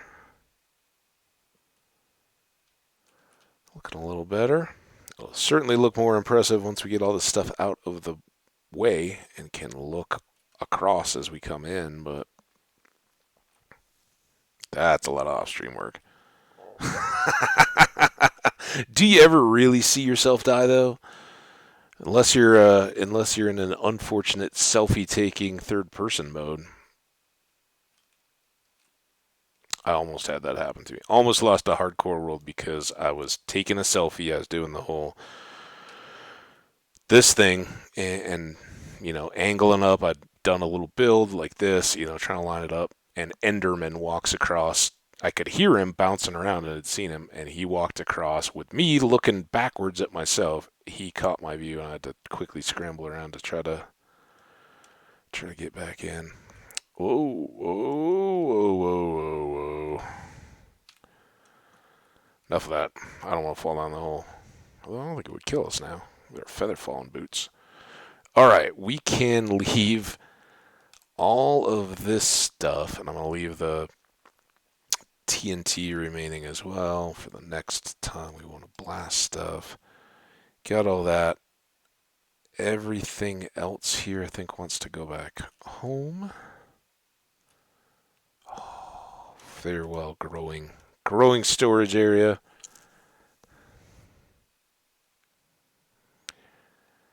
Sleep.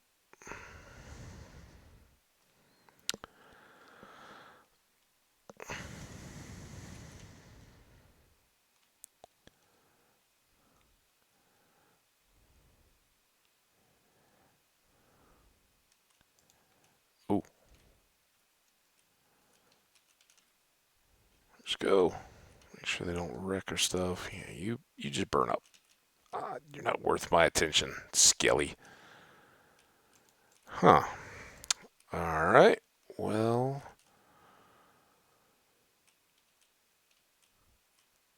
these are now behaving, and I don't know what the heck I did to deserve that.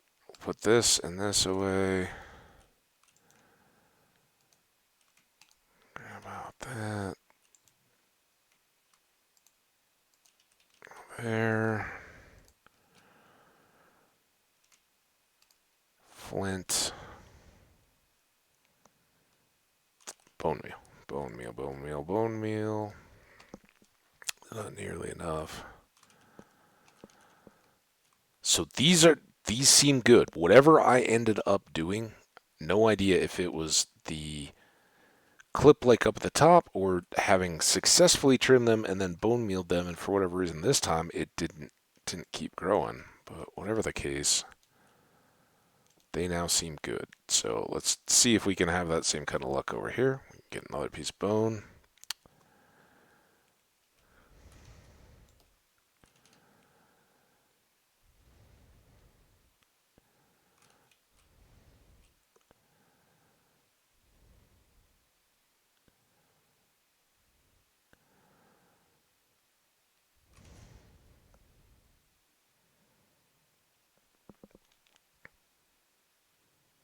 So my best guess from inside is that we do this.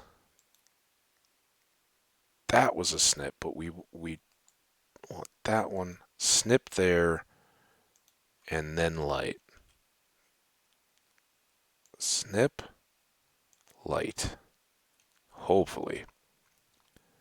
Snip, snip.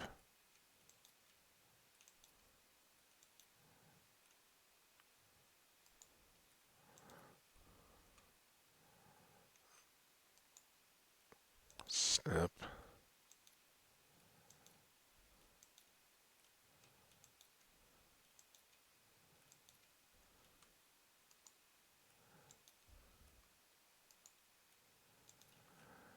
Alright, and boom.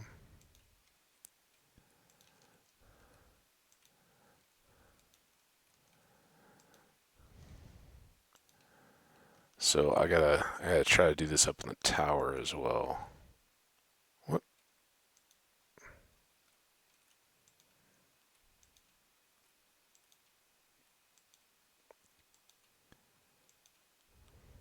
All right. Hopefully those all stay put now. We heard clipping sounds though, so that's good. It should keep the it should keep the vines from growing, ant. So now they should just stay up there. It's not a huge deal back here because eventually we'll fill all this in with chests and these will just stop growing and they won't prevent you from opening the chests. But really, it was back over in the uh, my house that I was trying to get it so that my berries would stay up high once they had lights on them. And I think I finally got it in the basement, but it was just it's odd that you have to like cut them and then re-bone meal them to get them to go. But I think that's now how I am supposed to do that. So right click once you start them, trim them to the right height first, I guess, with a left click. Right click on them, that will stop them from growing anymore. And then if you bone meal them, you'll just have the one little clump glowing.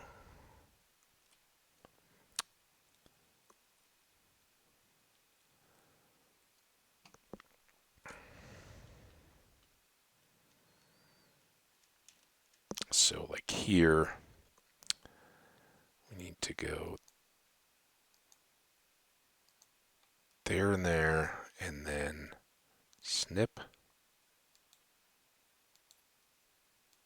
Then get that little scissory noise, right? And now if we bone meal them, I'm guessing they're good. But now we can do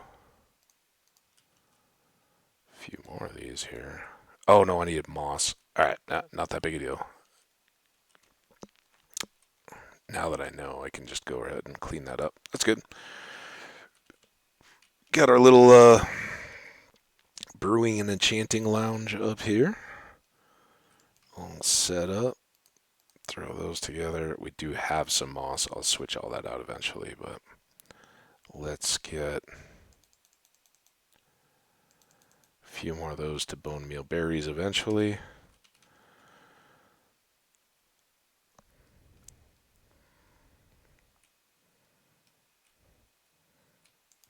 All right.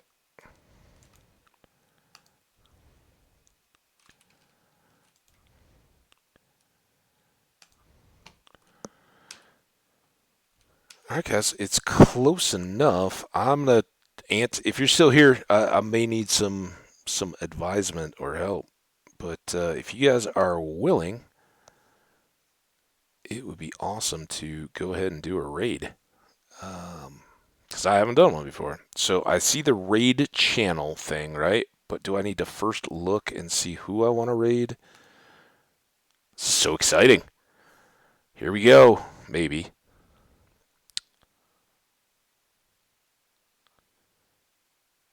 Who's live? It still says you are Ant. Oh no, it's Shalita.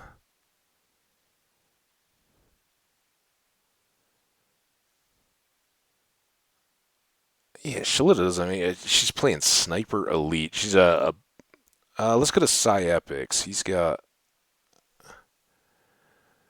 press the raid button, and then the people who follow and are live will pop up. Oh, awesome. Okay, so yeah, I didn't even need to pre-look. Raid channel. Um, G is the key. Is the only one playing Minecraft. Let's go ahead and go there. His channel's so much bigger though. Let's go to Psy Epics is playing Minecraft. All right, I don't know who this guy was. I know you guys or anything like that. He certainly doesn't know me, but a long time ago. Follow.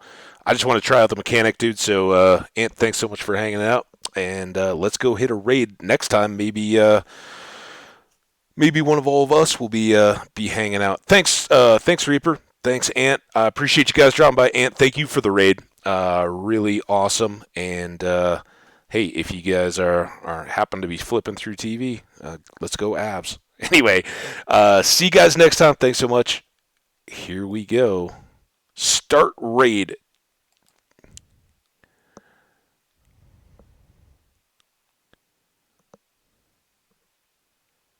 Says countdown. Do I have to hit anything else? Raid now.